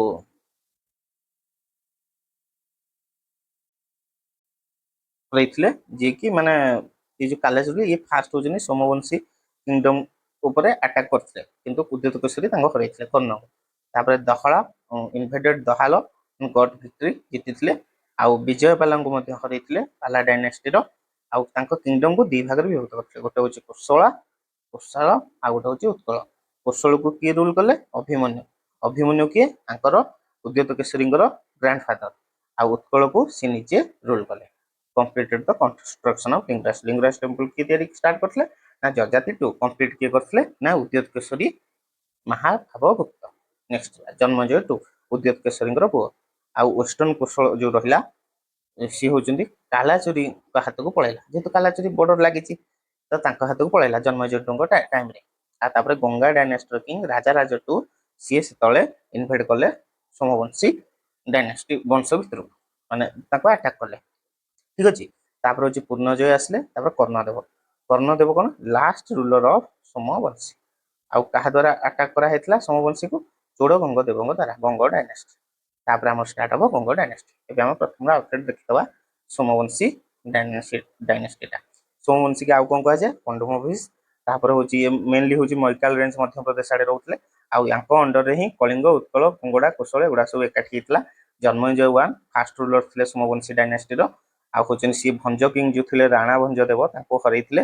ଆଉ ବୌଦ୍ଧ ଫୁଲବାଣୀ ଏରିଆରେ ଅକ୍ତିଆର କରିଥିଲେ। ଆଉ ବୌଦ୍ଧ ଫୁଲବାଣୀ ଏରିଆକୁ ଆଗୁଆ କଣ କୁହାଯାଇଥିଲା? ଉଡ୍ର ବୋଲି କୁହାଯାଉଥିଲା। ତାପରେ ଆମର ତାଙ୍କ ଯୋଉ ପୃଥ୍ୱୀ ମହାଦେବୀ ତାଙ୍କ ଝିଅ ସିଏ ହଉଛନ୍ତି ଭୌମକାର ଡାଇନାଷ୍ଟିର ରାଣୀ ମଧ୍ୟ ହୋଇଥିଲେ। ରାଣୀ ହେଇକି ସେ ରାଜଗାଦିରେ ମଧ୍ୟ ବସିଥିଲେ। ଆଉ ଯଜାତି ୱାନଙ୍କୁ କଣ ଟାଇଟଲ ମିଳିଛି? ପରମେଶ୍ୱର ତ୍ରିକଳିଙ୍ଗାଧିପତି। ଯେହେତୁ ସେ ତିନିଟା ଇଏକୁ କଳିଙ୍ଗ, ଓଡ୍ର, ଉତ୍କଳକୁ ଜିତିଥିଲେ। ଓଡ୍ର ଆଉ ଉତ୍କଳକୁ ଜିତିଥିଲେ। ଆଉ ଇଏ ନିଜେ ଥିଲେ ଗୋଟେ କୋଶଳ ପଟେ। ତାପରେ ମହାଶିବ ଗୁପ୍ତ ଯଜାତି କଣ? ଜନ୍ମଜୟ ୱାନଙ୍କର ପୁଅ। ତାଙ୍କ କ୍ୟାପିଟାଲ ହଉଛି କୋଉଠି? ନା ସୁବର୍ଣ୍ଣପୁରରୁ ଭିନେତାପୁର। ତାପରେ ଯଜାତି ନଗର ବୌଦ୍ଧ ପାଖରେ ଯୋଉଟା ସେଠିକି ସିଫ୍ଟ କରିଥିଲେ। ତାପରେ କାଲାଚୁରୀଙ୍କ ସହିତ ତାଙ୍କର ଗୋଟେ ରିଫ୍ଟ ହେଇଥିଲା। ଆଉ ସେଥିରେ ସିଏ କଣ କାଲାଚୁର ପ୍ରୋଟେକ୍ଟର ତାଙ୍କୁ ହରେଇକିରି ତାପରେ କାଲାଚୁର କିଛି ପାର୍ଟ ଜଳେଇ ଦେଇଥିଲେ। ତାପରେ ଆସିବେ ଭୀମରଥ ମହାଶିବଗୁପ୍ତ ୱାନ। ସିଏ ଯଜାତି ୱାନଙ୍କର ପୁଅ ଆଉ ସକ୍ସେସର। ତାପରେ ଧର୍ମରଥ ସିଏ ମଧ୍ୟ ଜଣେ ପୁଅ।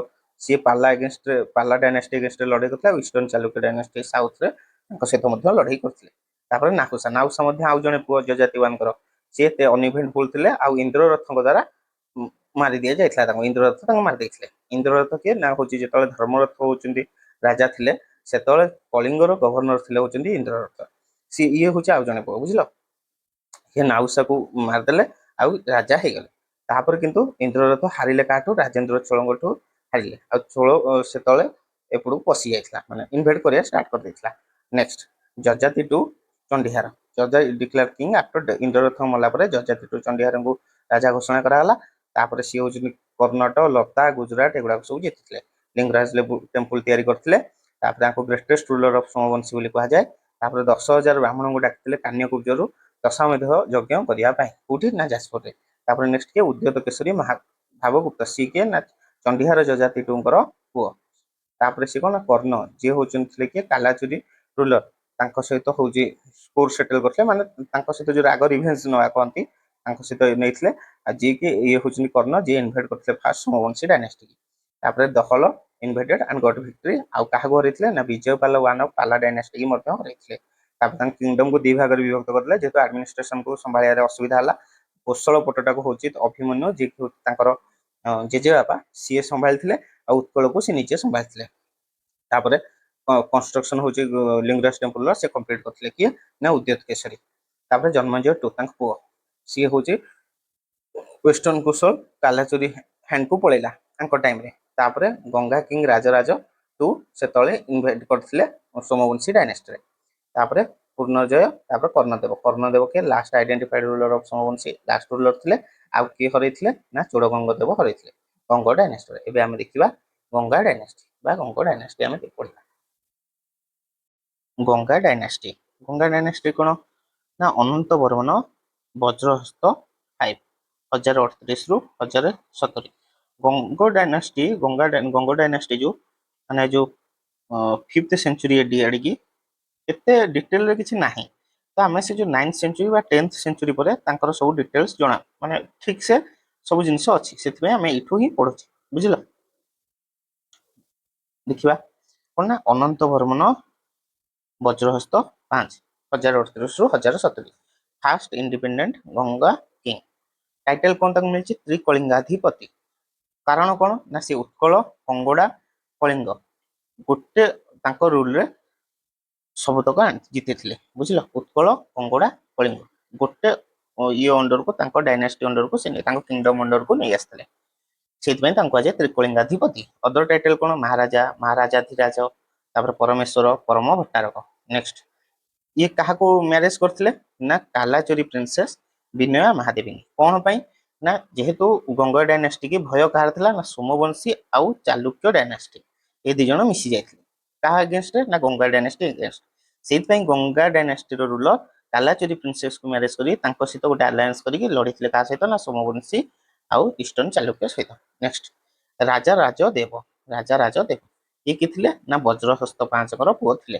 ସେ କାହାକୁ ହରେଇଥିଲେ ନା ରାଜେନ୍ଦ୍ର ଚୋଳଙ୍କୁ ହରେଇଥିଲେ। ରାଜେନ୍ଦ୍ର ଚୋଳ 2। ଇଏ କିଏ ଥିଲେ ନା କିଙ୍ଗ ଅଫ ଭେଙ୍ଗି ଥିଲେ। ତାପରେ କଣ ହେଇଥିଲା ନା ରାଜା ରାଜ ଦେବ ତାଙ୍କର ହଉଛି ରାଜେନ୍ଦ୍ର ଚୋଳଙ୍କ ଝିଅକୁ ମ୍ୟାରେଜ କରିଥିଲେ, ରାଜା ସୁନ୍ଦରୀ। ନେକ୍ସଟ କଣ ନା ପଲିଟିକାଲ କଣ୍ଟ୍ରୋଲ ନେଇ ଆସିଥିଲେ। କାହାର ନା ଚୋଳର, ଖେମଣ୍ଡିର, କୋଶଳର ଆଉ ଭେଙ୍ଗିର ପଲିଟିକାଲ କଣ୍ଟ୍ରୋଲ କାହା ହାତରେ ଥିଲା? ରାଜା ରାଜଦେବଙ୍କ ପାଖରେ ଥିଲା। ଟାଇଟେଲ କଣ ମିଳିଛି ତାଙ୍କୁ ନା ପରମ ମହେଶ୍ୱର, ପରମ ଭଟ୍ଟାରକ, ତାପରେ ହଉଛି ମହାରାଜାଧିରାଜ, ତ୍ରିକଳିଙ୍ଗାଧିପତି ମଧ୍ୟ ତାଙ୍କୁ ମିଳିଛି। ନେକ୍ସଟ ଏବେ ଆସିବା ଇମ୍ପୋର୍ଟାଣ୍ଟ। ଏଇଟା ବି ଇମ୍ପୋର୍ଟାଣ୍ଟ କିନ୍ତୁ ଏଇଟା ମନେ ରଖିବ ଭଲସେ। ଅନନ୍ତ ବର୍ମନ ଚୋଡ଼ଗଙ୍ଗ ଦେବ।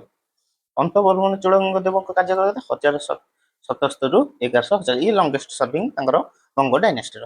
କାହା ସହିତ ଲଢେଇ କରିଥିଲେ ନା ଚୋଳଙ୍କ ସହିତ ତାଙ୍କର ଲଢେଇ ହେଇଥିଲା, ୱାର ୱିଥ ଚୋଳ। କିନ୍ତୁ ଏଥିରେ ଚୋଡ଼ଗଙ୍ଗ ଦେବ ହାରି ଯାଇଥିଲେ। ଆଉ କାହା ସହିତ ନା ମାନେ ଉତ୍କଳ ସହିତ, କିନ୍ତୁ ଉତ୍କଳଠୁ ସେ ଜିତିଥିଲେ। ହରେଇଥିଲେ କାହାକୁ ନା କର୍ଣ୍ଣଦେବଙ୍କୁ। 1110ରେ ଉତ୍କଳ ଅକୁପାଇ କରିଥିଲେ। ନେକ୍ସଟ କଣ ନା ବେଙ୍ଗଲ ଇନଭାଜନ କରିଥିଲେ, ବେଙ୍ଗଲ ଆଡକୁ ଯାଇଥିଲେ। ସେତେବେଳେ ବେଙ୍ଗଲରେ କିଏ ଥିଲା? ଉପର ପଟେ କହିଥିଲି ଏଇଟା ଯଦି ଓଡିଶା ମ୍ୟାପ ହବ ଏଇଟା ହଉଛି ଯୋଉ ପୁରୀ ଆଉ ଗଞ୍ଜାମ ଏରିଆ କଙ୍ଗଡା, ମଝିଟା ହଉଛି ଓଡ୍ର, ୱେଷ୍ଟର୍ଣ୍ଣ ପାର୍ଟଟା କୋଶଳ, ଉପର ପାର୍ଟଟା ଉତ୍କଳ, ତଳ ପାର୍ଟଟା ହଉଛି କଳିଙ୍ଗ, ଆଉ ୱେଷ୍ଟ ବେଙ୍ଗଲ ପାର୍ଟଟା ପାଲା, ଛତିଶଗଡ ପାର୍ଟଟା କାଲାଚୁରୀ। ଆଉ ଉପରେ ରହିଲା ମଗଧ। ଏବେ ଆଉ ମଗଧର କିଛି ଜିନିଷ ନାହିଁ। ଆମର ଯୋଉଗୁଡାକ ମେନ୍ ହଉଛି କାଲାଚୁରୀ ଆଉ ପାଲା। ପାଲା କଣ ନା ୱେଷ୍ଟ ବେଙ୍ଗଲରେ ଇନଭାଜନ ଏଗେନଷ୍ଟ ପାଲାଜ ଅଫ ବେଙ୍ଗଲ। କେତେବେଳେ ସିଚୁଏସନ ଭଲ ଥିଲା ସେଥିପାଇଁ ସେ କାହିଁ ବେଙ୍ଗଲ ଇନଭାଜନ କରିଥିଲେ ନା ରାମପାଳ ଯିଏକି ପାଲା ବଂଶର ରାଜା ଥିଲେ ସେ 1120ରେ ଏକ୍ସପାୟାର କରି ଯାଇଥିଲେ। ସେଥିପାଇଁ ତାଙ୍କର ଟିକେ ୱିକ୍ ଥିଲା। ସେଥିପାଇଁ ଚୋଡ଼ଗଙ୍ଗ ଦେବ ସେତେବେଳେ ଲଢେଇ କରିଥିଲେ ଏବଂ ଆରମବାଗ ଜିତିଥିଲେ।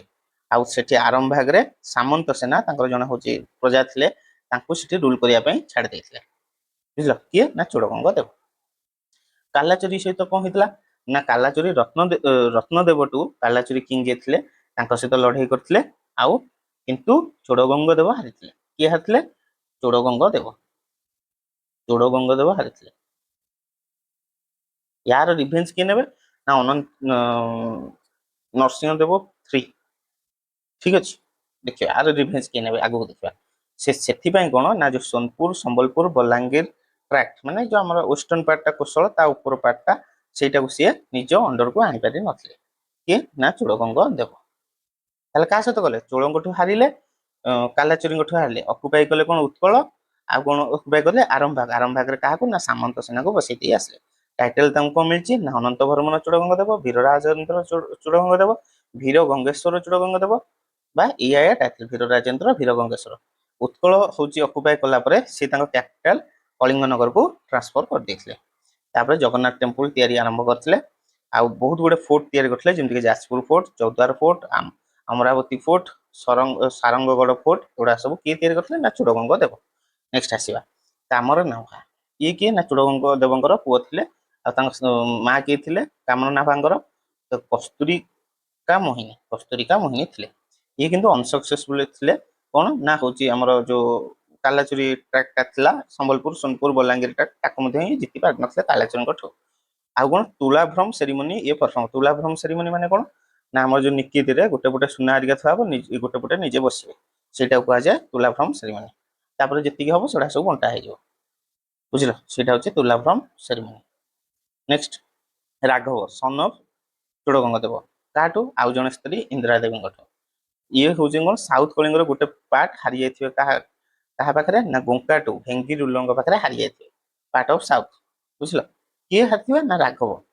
ତାପରେ ରାଜା ରାଜ ଟୁ କିଏ ନା ଆଉ ଜଣ ସ୍ତ୍ରୀଙ୍କଠୁ ଜଣେ ପୁଅ, କିଏ? ଚୋଡଗଙ୍ଗ ଦେବଙ୍କର ପୁଅ ରାଜା ଟୁ 1170 1190। ଇଏ ହଉଛନ୍ତି ଯୋଉ ଟେରିଟୋରି ରିଟ୍ରିଭ କରିଥିବେ ଭାଲନ୍ତି ଚୋଲା ରୁଲର ପୃଥ୍ୱୀବସରଙ୍କ ଠାରୁ। ନେକ୍ସଟ ଅନଙ୍ଗ ଭୀମଦେବ ଟୁ, ଇଏ କିଏ ନା ରାଜା ଟୁଙ୍କର ଭାଇ, ରାଜା ଟୁଙ୍କର ତାଙ୍କର ଭାଇ, ବୁଝିଲ, ଅନଙ୍ଗ ଭୀମଦେବ ଟୁ। ଇଏ କଣ ଶୋଭନେଶ୍ୱର ଟେମ୍ପଲ ତିଆରି କରିଥିଲେ ନିଆଳି ପାଖରେ, ଆଉ 1198 ମରିଯିବେ। ରାଜା ଥ୍ରୀ କିଏ ନା ଅନଙ୍ଗ ଭୀମଦେବ ଆଙ୍କର ପୁଅ, ଅନଙ୍ଗ ଭୀମଦେବ ଟୁଙ୍କର ପୁଅ। ତାପରେ ହଉଛି କଣ ଥ୍ରେଟ୍ ଅଫ ମୁସଲିମ ଇନଭାଜନ, ବୁଝିଲ। ସେଠି ଯୋଉ କହିଥିଲେ ନରସିଂହଦେବ ଅନଙ୍ଗ ଭୀମଦେବ ଥ୍ରୀ ହଉଛନ୍ତି ସେ ରିଭେନ୍ସ ଟା ନେଇଥିବେ ଚୋଡଗଙ୍ଗ ଦେବଙ୍କର ମାନେ ଯୋଉ ହାରି ଯାଇଥିବେ କାଲାଚୁରୀ କିଙ୍ଗଙ୍କଠୁ, ସେଥିପାଇଁ ତାର ରିଭେନ୍ସ କିଏ ନେଇଥିବେ? ଅନଙ୍ଗ ଭୀମଦେବ ଥ୍ରୀ ନେଇଥିବେ। ଅନଙ୍ଗ ଭୀମଦେବ ଥ୍ରୀ 1211 ରୁ 1238 war and conquest war with କାଲାଚୁରିସ୍। ଇଏ ହଉଛନ୍ତି ଆକ୍ୱାର୍ଡ କରିବେ ସମ୍ବଲପୁର ବଲାଙ୍ଗୀର ସୋନପୁର ଟ୍ରାକ୍ଟ। ହାରିଥିବେ କିଏ ନା ଚୋଡଗଙ୍ଗ ଦେବ ହାରି ଯାଇଥିବେ। ଭେନ୍ୟୁ କୋଉଠି ସେ ଜିତିଥିବେ ଲଢେଇ କରିଥିବେ କାଲାଚୁରୀଙ୍କ ସହିତ, କାଲାଚୁରୀ କିଙ୍ଗଙ୍କ ସହିତ ନା ସେରିଓ ନାରାୟଣ, ଏଇଟା ମହାନଦୀ ଲେଫ୍ଟ ବ୍ୟାଙ୍କରେ ବିଳାସପୁର ଡିଷ୍ଟ୍ରିକ୍ଟ ଛତିଶଗଡ଼, ସେଠି ହଉଛି ସେ ଯୁଦ୍ଧ କରିକି ଜିତିଥିବେ। ଅନଙ୍ଗ ଭୀମଦେବ ତାଙ୍କର ତାପରେ ଝିଅକୁ ଚନ୍ଦ୍ରିକା, ତାଙ୍କର ଝିଅ ଯିଏ ଚନ୍ଦ୍ରିକା, ତାଙ୍କୁ ପରମାଦିଶ୍ଵର ଅଫ ତୁମା ହଉଛି କଣ କାଲାଚୁରୀ ଗୋଟେ ଜାଗା ତୁମା, ତାଙ୍କ ସହିତ ପ୍ରିନ୍ସ ପରମାରିଦେବଙ୍କ ସହିତ ବାହାଘର କରିଥିବେ। ତାପରେ ଗଙ୍ଗା କଲଚରୀ ଫାଉଟ୍ ଏଗେନଷ୍ଟ, ତାପରେ ଗଙ୍ଗା ଡାଇନାଷ୍ଟି ଆଉ କଲଚରୀ ଏଗେନଷ୍ଟ ଦି ଜଣ ଯାକ ମିଶିଯିବେ, ମୁସଲିମଙ୍କ ଏଗେନଷ୍ଟରେ ଲଢିବା ଷ୍ଟାର୍ଟ କରିବେ। କାରଣ ସେତେବେଳକୁ ଆମର ଏଇଟା କେତେ ମସିହା ହେଲାଣି 1211 ହେଲାଣି, ଦିଲ୍ଲୀ ସଲ୍ତନେଟ ଷ୍ଟାର୍ଟ ହେଇଯାଇଥିବ, ସେତେବେଳେ ମୁସଲିମ ଇନଭାଜନ ଇଣ୍ଡିଆରେ ଅଲରେଡି ହେଇଯାଇଥିବ। ତାଙ୍କ ସହିତ ଲଢିବା ପାଇଁ ସିଏ କାଲାଚୁରୀଙ୍କ ସହିତ ଆଲାଏନ୍ସ ଟାଇପର କରିକି ଅନଙ୍ଗ ଭୀମଦେବ ତାଙ୍କ ଝିଅ ସହିତ ବାହାଘର କରେଇ ଦେଇଥିବେ। କାହାର ନା ତୁମା ଯୋଉ କାଲାଚୁରୀର କିଙ୍ଗ ପ୍ରିନ୍ସ ପରମାଦିଦେବଙ୍କ ସହିତ ମ୍ୟାରେଜ କରିଥିବେ। ତାପରେ ମୁସଲିମ ଇନଭାଜନ ଫାଉଟ୍ ଏଗେନ୍ଷ୍ଟ ଗିଆସୁଦ୍ଦିନ ୟୁଆଜ, ଆଉ ତାଙ୍କୁ ଡିଫିଟ କରିଥିବେ। ଗିଆସୁଦ୍ଦିନ ୟୁଆଜ କିଏ ଥିବେ ନା ନବାବ ଅଫ ବେଙ୍ଗଲ ଥିବେ, ଯାହାକି ଇଲତୁମିଶ ଦ୍ୱାରା ଆପଏଣ୍ଟ କରାଯାଇଥିବ। କାହାକୁ ନା ଗିଆସୁଦ୍ଦିନ ୟୁଆଜକୁ, କଣ ନା ନବାବ ଅଫ ବେଙ୍ଗଲ, ତାଙ୍କୁ ହରେଇଥିବେ କି ଅନଙ୍ଗ ଭୀମଦେବ। ତାପରେ କାଞ୍ଚିପୁରମ ଆଉ ଶ୍ରୀରଙ୍ଗମ, କାଞ୍ଚିପୁରମ କୋଉଠି? ଶ୍ରୀରଙ୍ଗମ ତଳ ସାଉଥ ପଟେ। ଚୋଲାସ ସେତେବେଳେ ୱିକ୍ ଥିବେ ଡ୍ୟୁ ଟୁ ମାନେ ଜଣେ ମେନ୍ ରାଜା ମରିଗଲା ପରେ ୱାର ଅଫ ସକ୍ସେସନ ଚାଲିଥିବ ଚୋଲା ଡାଇନାଷ୍ଟିରେ, ସେ ଚାନ୍ସ ନେଇକି ଅନଙ୍ଗ ଭୀମଦେବ ଶ୍ରୀ କାଞ୍ଚିପୁରମ ପର୍ଯ୍ୟନ୍ତ ମାର୍ଚ୍ଚ କରିବେ। ତାପରେ ଡେଲ୍ଟା ରିଜିଅନ ଯୋଉ କୃଷ୍ଣା ରିଭର ଡେଲ୍ଟା ରିଜିଅନଟା ଆମର ତାଙ୍କ ଅଣ୍ଡରକୁ ପଳେଇ ଆସିବ, କାହା ଅଣ୍ଡରକୁ? ଅନଙ୍ଗ ଭୀମଦେବଙ୍କ ଅଣ୍ଡରକୁ। ତାପରେ କମ୍ପ୍ଲିଟଲି ମୁଭଡ ହିଜ କ୍ୟାପିଟାଲ, ଇଏ ହଉଛନ୍ତି ତାଙ୍କର ହଉଛି ଯୋଉ କ୍ୟାପିଟାଲ ଥିବ କଳିଙ୍ଗ ନଗରୀରୁ ଅଭିନବ ବାରାଣାସୀ କଟକକୁ ଟ୍ରାନ୍ସଫର କରିଥିବେ। କିଏ କରିଥିବେ ନା ଅନଙ୍ଗ ଭୀମଦେବ ଥ୍ରୀ, ବୁଝିଲ। ନେକ୍ସଟ ନରସିଂହ ଦେବ ୱାନ ବା ଲାଙ୍ଗୁଳା ନରସିଂହ ଦେବ, ଇଏ କଣ ଗଙ୍ଗା ଏମ୍ପାୟରକୁ ପୁରା ହାଇଏଷ୍ଟ ପଏଣ୍ଟ ଯାଏ ନେଇଯାଇଥିବେ, ମାନେ ଆଙ୍କ ଟାଇମ ପିରିୟଡ ବହୁତ ଭଲ ଥିବ 1238 ରୁ 1264। ଟାଇଟେଲ କଣ? ଗଜପତି। ଗଜପତି କାହିଁକି ନା ଆଙ୍କ ପାଖରେ ବହୁତ ଗୁଡେ ହାତୀ ଥିବେ ସେଥିପାଇଁ। ତାପରେ କଣ ନା ଭବନାନୀ ଉଲ୍ଲଭ, ତାପରେ ଭୀର ନରକେଶରୀ ଧରାଧିପ। ନେକ୍ସଟ ଇଏ କଣ ନା ସେଭରାଲ ସେମି ଇଣ୍ଡିପେଣ୍ଡେଣ୍ଟ କିଙ୍ଗଡମକୁ ନିଜ ଅକ୍ତିଆରରେ କରିଦେଇଥିବେ, ଯୋଉ ମାନେ ହିନ୍ଦୁ ରୁଲ ଇଏ ଗୁଡାକ, ଯୋଉଠି ଛୋଟ ଛୋଟ ଇଣ୍ଡିପେଣ୍ଡେଣ୍ଟ କିଙ୍ଗଡମକୁ ନିଜ ଅକ୍ତିଆରକୁ ନେଇ ଆସିଥିବେ। ତାପରେ କଣ ନା ତୁଗରିଲ ଖାନ ତାଙ୍କ ଏଗେନଷ୍ଟରେ, ସି ଯିଏକି ଗଭର୍ଣ୍ଣର ଅଫ ବେଙ୍ଗଲ ଥିବେ ସେତେବେଳେ, ତାଙ୍କ ଏଗେନଷ୍ଟରେ ୱାର ଇଏ କରିବେ ଆଉ ତାଙ୍କୁ ହରେଇ ଦେବେ। କାହାକୁ ନା ତୁଗରିଲ ଖାନକୁ ହରେଇବେ। କିଏ ନା ହଉଛନ୍ତି ଆମର ନରସିଂହ ଦେବ ୱାନ ବା ଲାଙ୍ଗୁଳା ନରସିଂହ ଦେବ। 4ଟା ବ୍ୟାଟେଲ ଲଢିବେ ସିଏ ଏଗେନଷ୍ଟ ଇଖତିୟାର ଉଦ୍ଦିନ ଆଉ ଗଭର୍ଣ୍ଣର ଅଫ ଲକ୍ଷ୍ନୌ, ବୁଝିଲ। ଆଉ ଏଠି ପ୍ରଥମ 2ଟା ବ୍ୟାଟେଲ ସେ ହାରି ଯାଇଥିଲେ। ନରସିଂହ ଦେୱାନ ସବଜୁଗେଟେଡ ବେଙ୍ଗଲ, ମିଦନାପୁର, ହାଉଡା, ହୁଗଲି, ଏଗୁଡାକ ସବୁ କିଙ୍ଗଡମ ଅଫ ଓଡିଶାରେ ସିଏ ମିଶେଇଥିବେ। ନେକ୍ସଟ ଭାନୁଦେବ ୱାନ, ଏତେ ଇମ୍ପୋର୍ଟାଣ୍ଟ ନୁହଁ। ନରସିଂହ ଦେବ ଟୁ ଇମ୍ପୋର୍ଟାଣ୍ଟ ନୁହଁ। ତାପରେ ଭାନୁଦେବ ଟୁ, ନରସିଂହ ଦେବ ଥ୍ରୀ ତାପରେ ଆସିବେ। ତାପରେ ଭାନୁଦେବ ଥ୍ରୀ, ଭାନୁଦେବ ଥ୍ରୀ ବହୁତ ଗୁଡେ ଆଟାକ ହଉଛି ମାନେ ତାଙ୍କ ଉପରେ ହେଇଥିବ। ତାପରେ ସେତେବେଳେ ଦିଲ୍ଲୀ ସଲ୍ତନଟ ରୁଲର ଥିବେ ଫିରୋଜ ଶାହ ତୁଗଲକ, ସେ ଜାଜନଗରକୁ ହଉଛି ଆଟାକ କରିବେ। ଆଉ କିନ୍ତୁ ଇଏ ହଉଛନ୍ତି ଭାନୁଦେବ, ତାଙ୍କ ସହିତ ଗୋଟେ ପିସ୍ ଟ୍ରିଟି କରିବେ ଏବଂ ଭାନୁଦେବ 3 ସେ ରୁଲର ହିସାବରେ ସେଠି ରୁଲ କରିବେ ହେଲା, କାରଣ ପିସ୍ ଟ୍ରିଟି ହେଇଯାଇଥିବ, ତାଙ୍କୁ ଜଷ୍ଟ ଏମିତି ଖାଲି ଗୋଟେ ରାଜା ରୂପରେ ବସେଇ ଦେଇଥିବେ, ହଁ ସମ୍ଭାଳ ବୋଲି ଆଉ। ତାପରେ Vijayanagar empire under the able command of Sangama attacked Odisha, ଆଉ ତାପରେ ଭାନୁଦେବ ହାରି ଯାଇଥିବେ। ନେକ୍ସଟ ତାଙ୍କ ପରେ କିଏ ଆସିବେ? ନରସିଂହଦେବ 4, ତାପରେ ଭାନୁଦେବ 4। ଭାନୁଦେବ 4 ହଉଛନ୍ତି last ruler of Ganga dynasty. ଯେତିକି ଇମ୍ପୋର୍ଟାଣ୍ଟ ସେତିକି ତମକୁ କହୁଛି, ସେତିକି ଦେଖିକି ଯାଅ। ଆଉ ଭିଡ଼ିଓଟା ଥରେ ମୁଁ ଯେତିକି କହୁଛି ଶୁଣିଦିଅ, ତାପରେ ଆଉ ଥରେ ଭିଡ଼ିଓଟା ଦେଖିଦେବ, ଯେହେତୁ ଏଇଟା ତମ ପାଇଁ ନୂଆ। ଯୋଉମାନେ ପଢିଥିବେ ତାଙ୍କର ତ ରିଭିଜନ ହେଇଯିବ, ଯିଏ ନ ପଢିଛ ଥରେ ଶୁଣିଦିଅ ତାପରେ ପଢିବ, ହେଲେ ତମର ମନେ ରହିଯିବ, ଦିଥର ପଢିଦେଲେ ମନେ ରହିଯିବ। ଏଇ ଭାନୁଦେବ 4 ଯୋଉ ଥିଲେ ସିଏ ଲାଷ୍ଟ ରୁଲର ଥିଲେ। ସିଏ ହଉଛି ବିଜୟନଗର କିଙ୍ଗ ଯୋଉ ଦେବରାୟ 1 ତାଙ୍କ ସହିତ ମିଶିକି ରେଡ୍ଡି ଟେରିଟୋରୀ ଯୋଉ ସାଉଥରେ ଅଛି ତାଙ୍କ ଉପରେ ଆଟାକ୍ କରିବାକୁ ବାହାରିଲେ। କିନ୍ତୁ ସେତେବେଳେ ହଉଛି ମାନେ ନର୍ଥ ପଟୁ ତାଙ୍କ ଉପରେ ଆଟାକ୍ ହବା ବଦଳରେ ସିଏ ତାଙ୍କର ଯୋଉ ଟ୍ରଷ୍ଟେଡ ମିନିଷ୍ଟର ଥିଲେ କପିଳେଶ୍ୱର ରାଉତରାୟ, ତାଙ୍କ ଦ୍ୱାରା ବିଟ୍ରେ ହେବେ। ସିଏ ତାଙ୍କୁ ମାନେ ଇଏ କରିଦେବେ, ବିଟ୍ରେ କରିଦେବେ। ଆଉ ଭାନୁଦେବ 4 ଡିଫିଟ୍ ମାନେ ହାରି ଯାଇଥିବେ। ଆଉ ଏଇଠି ଗଙ୍ଗା ଡାଇନାଷ୍ଟିର ପତନ ଘଟିଥିବ। ତାପରେ କପିଳେଶ୍ୱର ରାଉତରାୟଙ୍କ ଦ୍ୱାରା ବା କପିଳେଶ୍ୱର ଦେବଙ୍କ ଦ୍ୱାରା ସୂର୍ଯ୍ୟବଂଶୀ ଡାଇନାଷ୍ଟିର ସ୍ଥାପନା ହେଇଥିବ। ସୂର୍ଯ୍ୟବଂଶୀ ଗଜପତି ତ ସେ ତାର ସୋର୍ସ ଗୁଡା କୋଉଠି ମିଳୁଛି ନା ପରଶୁରାମ ବିଜୟ, ଏଇଟା ହଉଛି କିଏ ଲେଖିଥିବେ ନା କପିଳେନ୍ଦ୍ର ଦେବ, ଏଇଟା ପଡିବ। ତାପରେ ସାରଳା ମହାଭାରତ, ଚୈତନ୍ୟଙ୍କର ଭାଗବତ, ତାପରେ ଚୈତନ୍ୟ ଭାଗବତ, ଦାଣ୍ଡି ରାମାୟଣ, ତାପରେ ଚୈତନ୍ୟ ଚରିତ୍ରମିତା, ଏଇଗୁଡାକରୁ ସବୁ ସୂର୍ଯ୍ୟବଂଶୀ ଗଜପତି ଡାଇନାଷ୍ଟି ବିଷୟରେ ଜାଣିବାକୁ ମିଳୁଛି। ଏବେ ଦେଖିବା କପିଳେନ୍ଦ୍ର ଦେବ, ଇଏ କଣ? Suryavamshi Gajapati ruler founder. Title କଣ? Gajapati or lord of elephants. ତାଙ୍କର ସେ ମାନେ ଗୋଟେ କ୍ୟାମ୍ପେନ କରିଥିଲେ, ମାନେ କୋଉ ପଟକୁ ସିଏ ଆନେକ୍ସ କରିବାକୁ ଯାଉଥିଲେ, ବୁଝିଲ? Southern campaign Rajahmundry. Kapilendra Deva wanted southward expansion, southward ପଟକୁ ସେ ଏକ୍ସପାଣ୍ଡ କରିବାକୁ ଚାହୁଁଥିଲେ। କିନ୍ତୁ ସେଠି କିଏ ଥିବେ ରାଜମୁଣ୍ଡରୀରେ? ନା ରେଡ୍ଡି ରୁଲର ଅଫ ରାଜମୁଣ୍ଡରୀ ବୀରଭଦ୍ର 1 ତାଙ୍କୁ ଅବଷ୍ଟାକଲ ଥିବେ, ମାନେ ତାଙ୍କୁ ଇଏ କରୁଥିବେ, ଅପୋଜ କରୁଥିବେ। ତ ତାପରେ କଣ? ଏଇ ଯୋଉ ରେଡ୍ଡି ରୁଲରଙ୍କୁ ସପୋର୍ଟ କିଏ ଦବ? ନା ଦେବରାୟ 2 ଅଫ ବିଜୟନଗର ଏମ୍ପାୟାର। ତାପରେ କଣ? ନା ଏ ଦି ଜଣ ମିଶିଗଲେ, ବୁଝିଲ? ତାପରେ କଣ? ଇଏ ଯେତେବେଳେ କପିଳେନ୍ଦ୍ର ଦେବ ସାଉଥ ଆଡେ ଅଛନ୍ତି, ତାଙ୍କ ଉପରେ ନର୍ଥ ପଟୁ attack of Ahmad Shah sultan of Jaunpur in north. So ତେଣୁ କପିଳେନ୍ଦ୍ର ଦେବ କଣ ହବ ନା ନର୍ଥ ଆଡିକି ପଳେଇବେ, ବୁଝିଲ? ତାପରେ ସେଠି ନର୍ଥ ଆଡିକି ଯାଇକି ଅହମ୍ମଦ ଶାହଙ୍କୁ ହରେଇ ଦେଇଥିବେ। ତାପରେ ଏକ୍ସଟେଣ୍ଡିଂ ହିଜ ମାନେ kingdom river up to Ganga, ବୁଝିଲ? କଣ ହେଲା ନା କପିଳେନ୍ଦ୍ର ଦେବ ସାଉଥ ଆଡିକି ଏକ୍ସପାନସନ କରିବାକୁ ଚାହୁଁଥିବେ ତାଙ୍କ କିଙ୍ଗଡମକୁ, କିନ୍ତୁ ସେଠି କିଏ ଥିବେ? ରେଡ୍ଡି ରୁଲର ବୀରଭଦ୍ର 1, ଯିଏ କି ସପୋର୍ଟ ପାଇବେ କାହାଠୁ? ଦେବରାୟ 2 ବିଜୟନଗର ଏମ୍ପାୟାର ରାଜା, ତାଙ୍କଠୁ ସପୋର୍ଟ ପାଇବେ। ତ ଏ ଦି ଜଣ ମିଶିକି ଲଢିବାକୁ ବାହାରିବା କାହା ସହିତ? କପିଳେନ୍ଦ୍ର ଦେବଙ୍କ ସହିତ। କିନ୍ତୁ ସେଇ ଟାଇମରେ ନର୍ଥ ପଟୁ ଆଟାକ ହେଇଯିବ କାହା ଦ୍ୱାରା? ଅହମ୍ମଦ ଶାହଙ୍କ ଦ୍ୱାରା, ସୁଲତାନ ଅଫ ଜୌନପୁର ଯିଏ ଥିବେ। ତେଣୁ କପିଳେନ୍ଦ୍ର ଦେବ ସାଉଥ ଆଡୁ ନର୍ଥ ଆଡିକି ପଳେଇବେ, ଆଉ ସେଠି ଅହମ୍ମଦ ଶାହଙ୍କୁ ହରେଇବେ।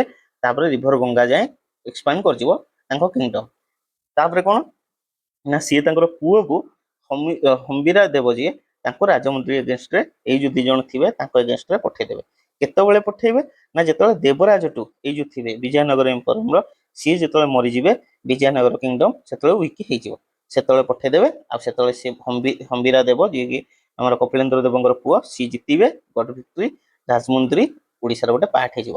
ସେତେବେଳେ କପିଳେନ୍ଦ୍ର ଦେବ ଗୋଟେ ଟାଇଟେଲ ଆଡପ୍ଟ କରିବେ, କଣ ତା ନା ଗୌଡେଶ୍ୱର, ଗୌଡେଶ୍ୱର। ନେକ୍ସଟ ତାପରେ Kondavidu, control over Vijayanagar over the kingdom of Kondavidu become weak. Vijayanagar kingdom ଉପରେ ଯେତେବେଳେ ହଉଛି ଅକ୍ତିଆର କରିଦେଲେ, ସେତେବେଳେ କୁଣ୍ଢାବିଡୁ ବିକମ ୱିକ୍ ହେଇଗଲା। ଟେକେନ୍ ଡ୍ୟୁଟା Kapilendra Deva occupied the Kondavidu kingdom before 1454 ଏଠି। ନେକ୍ସଟ କଣ ନା ତେଲେଙ୍ଗାନା କୋଷ୍ଟ, କପିଳେନ୍ଦ୍ର ଦେବ ମଧ୍ୟ ତେଲେଙ୍ଗାନା କୋଷ୍ଟକୁ ମଧ୍ୟ ଏକ୍ସଟେଣ୍ଡ କରିବାକୁ ସକ୍ସେସଫୁଲ ହେଇଯାଇଥିଲେ। ତାପରେ ଆସିବ ବହମନି କିଙ୍ଗଡମ। ବହମନି କିଙ୍ଗଡମ 1461 ରେ ହ୍ୟୁମାନ ଶାହ ବହମନି କିଙ୍ଗଡମର ରାଜା ଯୋଉ, ସିଏ ମରିଯିବେ। ତାର ଆଡଭାଣ୍ଟେଜେସ୍ ନେଇକି କପିଳେନ୍ଦ୍ର ଦେବ ବହମନି କିଙ୍ଗଡମକୁ ଇନଭାଇଟ କରିବେ। ତାପରେ କଣ କଣ କ୍ୟାପଚର କରିବେ? ହହୁର, ବିଦା ଆଉ ଅଦର ପ୍ଲେସେସ୍। ଆଉ ସେଠି ସେ କଣ ଟାଇଟେଲ ଅନ୍ କରିବେ? Kalabargeshwar. Next Vijayanagar empire, death of Devaraya 2, Devaraya 2 ମରିଗଲା ପରେ କଣ ସକ୍ସେସନ, କିଏ ରାଜା ହବ ସେଇଟା ଚାଲିବ। ସେତେବେଳେ କଣ ତାଙ୍କର ସେଠି ହଉଛି ୱାର ଅଫ ସକ୍ସେସନ ଚାଲିଛି। କପିଳେନ୍ଦ୍ର ଦେବ ସେ ଅପରଚୁନିଟି ନେଇକି ଆଟାକ କରିଦେଲେ କାହା ଉପରେ? ନା ବିଜୟନଗର ଏମ୍ପାୟାର ଉପରେ। Attack the fort of Chandragiri and occupied it. ଆଉ ତାଙ୍କୁ ତାପରେ ଏଣ୍ଟାଇଟେଲ ନିଜେ କଣ ନେଲେ? ନା ନବକୋଟି କର୍ଣ୍ଣାଟ, ବୁଝିଲ? ତାହେଲେ ତାଙ୍କ ନାଁ କଣ ହେଲା? ଗୌଡେଶ କଣ ହେଲା ନା? ଗଜପତି ଗୌଡେଶ୍ୱର ନବକୋଟି କର୍ଣ୍ଣାଟକ କଳବର୍ଗେଶ୍ୱର। କାହା ନା? କପିଳେନ୍ଦ୍ର ଦେବଙ୍କ ନାଁ। ଆଉ ଇଏ କଣ ତିଆରି କରିଥିଲେ ନା outer wall of the Jagannath temple ତିଆରି କରିଥିଲେ। ଆଉ କଣ ନା କପିଳେଶ୍ୱର ନିୟର ଭୁବନେଶ୍ୱର ଟେମ୍ପଲ ମଧ୍ୟ ତିଆରି କରିଥିଲେ। ତାପରେ କଣ ପରଶୁରାମ ବିଜୟ ସେ ନିଜେ ଲେଖିଥିଲେ। ବୁଝିଲ? ନେକ୍ସଟ ଯିବା ପୁରୁଷୋତ୍ତମ ଦେବ। ଇଏ କୁହାଯାଏ ଯେ ଦେଖ ହମ୍ବିରା ଦେବ ଯୋଉ ଥିଲେ, ହମ୍ବିରା ଦେବ କାହାର ପୁଅ ଥିଲେ? କପିଳେନ୍ଦ୍ର ଦେବଙ୍କର। ପୁରୁଷୋତ୍ତମ ଦେବ ମଧ୍ୟ କପିଳେନ୍ଦ୍ର ଦେବଙ୍କର ପୁଅ ଥିଲେ। କିନ୍ତୁ ହମ୍ବିରା ଦେବ କପିଳେନ୍ଦ୍ର ଦେବଙ୍କୁ ବହୁତ ମାନେ ସାହାଯ୍ୟ କରିଥିଲେ। ସିଏ ନିଜେ ଯାଇକି ଲଢିକି ରାଜମୁନ୍ଦ୍ରୀ ଜିତିଥିଲେ। ତ ମେନଲି ଇଏ ହବା କଥା ହଉଛନ୍ତି, ଇଏ ଅନ୍ କରୁଛନ୍ତି ସେ ରାଜା ପୋଷ୍ଟ ଟା। ବୁଝିଲ? ହମ୍ବିରା ଦେବୀ। କିନ୍ତୁ କପିଳେନ୍ଦ୍ର ଦେବ କାହାକୁ ଦେଲେ ରାଜା ପୋଷ୍ଟ? ନା ପୁରୁଷୋତ୍ତମ ଦେବ। ସେଥିପାଇଁ ହମ୍ବିରା ଦେବ ରାଗିଗଲେ। ସେଇଥିପାଇଁ ସେ ତାଙ୍କ ସହିତ ଲଢେଇ କଲେ। କିନ୍ତୁ ପରେ ହମ୍ବିରା ଦେବ ହିଁ ହାରି ଯାଇଥିବେ। ବୁଝିଲ? chosen to rule by the will of God Jagannath, channeled by his older brother, challenged by his older brother ହମ୍ବିରା, who had a legitimate claim to the throne। କିନ୍ତୁ କପିଳେନ୍ଦ୍ର ଦେବ କାହାକୁ ଆପଏଣ୍ଟ କଲେ? ନା ପୁରୁଷୋତ୍ତମ ଦେବଙ୍କୁ ଆପଏଣ୍ଟ କଲେ ରାଜା ରୂପରେ। ହମ୍ବିରା ରାଗିଗଲେ ଆଉ ରେବେଲ୍ଡ ଏଗେନ୍ଷ୍ଟ ପୁରୁଷୋତ୍ତମ ଦେବ, କିନ୍ତୁ ହମ୍ବିରା ହାରି ଯାଇଥିବେ। ତାପରେ ରିକଭରି ଅଫ କୁଣ୍ଡାବିଡୁ ଆଉ ରାଜମୁନ୍ଦ୍ରୀ ଜିତିଥିବେ ପୁରୁଷୋତ୍ତମ ଦେବ। କିନ୍ତୁ ପୁରୁଷୋତ୍ତମ ଦେବଙ୍କ ଟାଇମରେ Saluva Narasimha powerful ruler from south, ସିଏ ହଉଛି ଆଟାକ କରୁଥିବେ ଓଡ଼ିଶା ଉପରେ। ତାପରେ ଲାଷ୍ଟ ପାର୍ଟ ଅଫ ଓଡ଼ିଶାର ହଉଛି ଟେରିଟୋରି କି ସାଲୁବା ନରସିଂହ ତାଙ୍କ ଅଣ୍ଡରକୁ ନେଇଯାଇଥିବେ। କିନ୍ତୁ Purushottam Deva was able to recover Kondavidu and Rajahmundry from Saluva Narasimha. Purushottam Deva ତାପରେ ଆଉ କଣ ରିକଭରି ଅଫ ଉଦୟଗିରି ରାଜ୍ୟ। Purushottam Deva also aim to recover Udayagiri ରାଜ୍ୟ which had been occupied by Saluva Narasimha. Saluva Narasimha ଯୋଉ କେତେଟା ପାର୍ଟ ନେଇଯାଇଥିବେ, ତାପରେ କୁଣ୍ଡାବିଡୁ ରାଜମୁନ୍ଦ୍ରୀ ଆଉ ହଉଛି ଉଦୟଗିରି ରାଜ୍ୟ ସେ ପୁଣି ରିକଭର କରିଦେବେ। ଆଉ ଏବୁଲ ଟୁ ଡିଫିଟ ସାଲୁବା ନରସିଂହ ଆଣ୍ଡ କନକ୍ୟୁର ଉଦୟଗିରି ରାଜ୍ୟ। କାଞ୍ଚି କାଭେରୀ ଏପିସୋଡ କଣ? କାଞ୍ଚି କାଭେରୀ ଏପିସୋଡ ହଉଛି ଏଇ ଯୋଉ ସାଲୁବା ନରସିଂହଙ୍କର, ଖାଲି ଶୁଣି ଦେଇଥାଅ, ସାଲୁବା ନରସିଂହଙ୍କ ଝିଅକୁ ଆମର ପୁରୁଷୋତ୍ତମ ଦେବ ମ୍ୟାରେଜ କରିବାକୁ ଚାହୁଁଥିବେ। ପ୍ରଥମେ ସାଲୁବା ନରସିଂହ ରାଜି ଥିବେ, କିନ୍ତୁ ସିଏ ଯେତେବେଳେ ଦେଖିବେ ଆସିବେ ରଥଯାତ୍ରା ବେଳେ ପୁରୁଷୋତ୍ତମ ଦେବ ଛେରା ପହଁରା କରୁଥିବେ, ସିଏ ସେଇଟାକୁ ଦେଖି କହିବେ ନାଇଁ ଛେରା ପହଁରା କରୁଥିବା ଲୋକକୁ ମୁଁ ମୋ ଝିଅକୁ ବାହା ହେବାକୁ ଦେବିନି। ସେଥିପାଇଁ ପୁରୁଷୋତ୍ତମ ଦେବ ରାଗିକି ଯାଇକି ତାଙ୍କ ଆଟାକ କରିକି ଜିତିକିରି ତାପରେ ତାଙ୍କ ଝିଅକୁ ଆଣିକି ଗୋଟେ ଚଣ୍ଡାଳ ସହିତ ବାହାଘର କରିଥିବେ। ତାପରେ ପୁଣି ତା ସହିତ ନିଜେ ରଥଯାତ୍ରାରେ ହିଁ ବାହା ହେଇଥିବେ। ଏଇଟାକୁ କୁହନ୍ତି କାଞ୍ଚି କାବେରୀ ଏପିସୋଡ। ତାପରେ ଏବେ ଯିବା ପ୍ରତାପ ରୁଦ୍ରଦେବ। ଇଏ ହଉଛନ୍ତି last Gajapati ruler of Odisha. ଆଉ କାହାକୁ ନା ସକ୍ସିଡେଡ ହିଜ ଫାଦର ପୁରୁଷୋତ୍ତମ ଦେବ। ତାଙ୍କର ଯୋଉ ସାଉଥ ଇଣ୍ଡିଆ ଏକ୍ସପିଡିସନ ଟାଇମରେ କଣ ହେଇଥିଲା, ହୁସେନ ଶାହ ସିଏ ହଉଛନ୍ତି ହୁସେନ ଶାହ ଯୋଉ ବେଙ୍ଗଲରେ ଥିଲେ ତାଙ୍କୁ ହରେଇଥିଲେ। ତାଙ୍କର ଦିଟା ପାର୍ଟ ଅଛି, ମାନେ ହୁସେନ ଶାହକୁ ହରେଇଥିଲେ ହଉଛି ନର୍ଥରେ, ଆଉ ସାଉଥରେ ସିଏ ନିଜେ ହାରିଥିଲେ କୃଷ୍ଣଦେବରାୟ ବିଜୟନଗର କିଙ୍ଗଡମର ରାଜା, ତାଙ୍କଠୁ ହାରିଥିଲେ ଏବଂ ତାଙ୍କ ସହିତ ଗୋଟେ ପିସ୍ ଟ୍ରିଟି ସାଇନ କରିଥିଲେ। ଆଉ କଣ ପ୍ରତାପ ରୁଦ୍ର ଦେବ କୁଲି କୁତୁବ ଶାହଙ୍କୁ ହରେଇକି ତାଙ୍କୁ ପୁଣି ଗୋଲକୁଣ୍ଡା ପାଖକୁ ପଠେଇ ଦେଇଥିଲେ। କୁଲି କୁତୁବ ଶାହ କଣ ମାନେ ସିଏ ଓଡ଼ିଶା ତାଙ୍କ କିଙ୍ଗଡମକୁ ଓଡ଼ିଶା ଉପରେ ଇନଭେଟ କରିବାକୁ ଚାହୁଁଥିଲେ, କିନ୍ତୁ ପ୍ରତାପ ରୁଦ୍ର ଦେବ ତାଙ୍କୁ ହରେଇକି ପୁଣି ଗୋଲକୋଣ୍ଡାକୁ ପଠେଇ ଦେଇଥିଲେ। ଏଇଟା ଦେଖିଲ ତ, ଏଇଟା ହଉଛି ମ୍ୟାପଟା। ସରି, ଏଗୁଡାକୁ କହିବା ଆମେ ଦେଖ ଏଇତକ ଯୋଉ ଏରିଆ ଆକୁ କୁହନ୍ତି ଆମର କଣ ପଙ୍ଗୋଡା। ତାପରେ ଏଠି ଯୋଉ ରହିଲା ଶ୍ଵେତକ, ଏଇ ଯୋଉ ଏ ପାର୍ଟଟା ରହିଲା କୋଶଳ, ମଝିଟା ରହିଲା ଉଡ୍ର, ଏତିକି ଯୋଉ ରହିଲା ଏଗୁଡାକ ସବୁ ହଉଛି କଣ ନା କଳିଙ୍ଗ।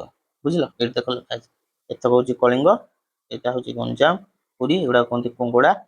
ଆଉ ମଝିରେ ରହିଲା ଉଡ୍ର, ଅନୁଗୁଳ, କେଉଁଝର, ଢେଙ୍କାନାଳ, ଉପରେ ରହିଲା ଉତ୍କଳ, ଏଗୁଡାକ ରହିଲା କୋଶଳ।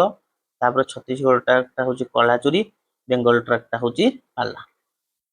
ଆଉ ତଳେ ସବୁ ରହିବେ ଆଉ ଚୋଳ, ତାପରେ ହଉଛି ଯୋଉ ଆମର ବିଜୟନଗର ଏମ୍ପୋରିୟମ, ବିଜୟନଗର କିଙ୍ଗଡମ, ଏଗୁଡା ସବୁ ତଳେ ରହିବେ। ଏତିକି ଥିଲା ଆମର। ବୁଝିଲ? ଆନ୍ସିଏଣ୍ଟ ଟୁ ମିଡେଭାଲ ଯାଏଁ, ଆନ୍ସିଏଣ୍ଟ ଟୁ ମିଡିଏଭାଲ। ପରେ ଯୋଉଗୁଡାକ ତମକୁ ମଜା ଲାଗିବ, କାରଣ ତମେ ଆଗୁଆ ପଢିଛ ଜାଣିଛ ଏଗୁଡା, ଯେହେତୁ ତମେ ପୁରା ଏତେ ଡିଟେଲରେ କେବେ ପଢିନଥିଲ, ପ୍ରଥମ ଥର ଟିକେ ନାକୁ ତମକୁ ଅସୁବିଧା ଲାଗିପାରେ। କିନ୍ତୁ ଥରେ ଭିଡିଓ ଦେଖ, ତାପରେ ମୁଁ ପିଡିଏଫ ଟେଲିଗ୍ରାମରେ ଛାଡ଼ିଦେବି, ସେ ପିଡିଏଫ ଟା ଥରେ ପଢ, ତମେ ଦେଖିବ, ତମେ ଜାଣିପାରିବ। ସେତିକି ଭରସା ରଖ, ତମେ ଜାଣିପାରିବ, ମୁଁ ଜାଣିଛି। ଆଉ ତାପରେ ଆମେ ଯେତେବେଳେ ଆଉ 2 ଦିନ ପରେ ଆମେ ପୁରା ହିଷ୍ଟ୍ରି, ମୁଁ ହିଷ୍ଟ୍ରିଟା ଆଗ ସାରିଦିଏ, ମଡର୍ଣ୍ଣ ହିଷ୍ଟ୍ରିଟା, ତାପରେ ଆମେ ପୁରା ହିଷ୍ଟ୍ରି ଜିଓଗ୍ରାଫିର totally A to Z question ଯେତିକି ପ୍ରିଭିୟସ୍ ଇୟର ଆସିଛି ନ୍ୟୁ ଇୟର ଷ୍ଟେଟ ବହିର, ସେଗୁଡାକ ଆମେ ଡିଟେଲରେ ଆମେ ସଲ୍ଭ କରିବା।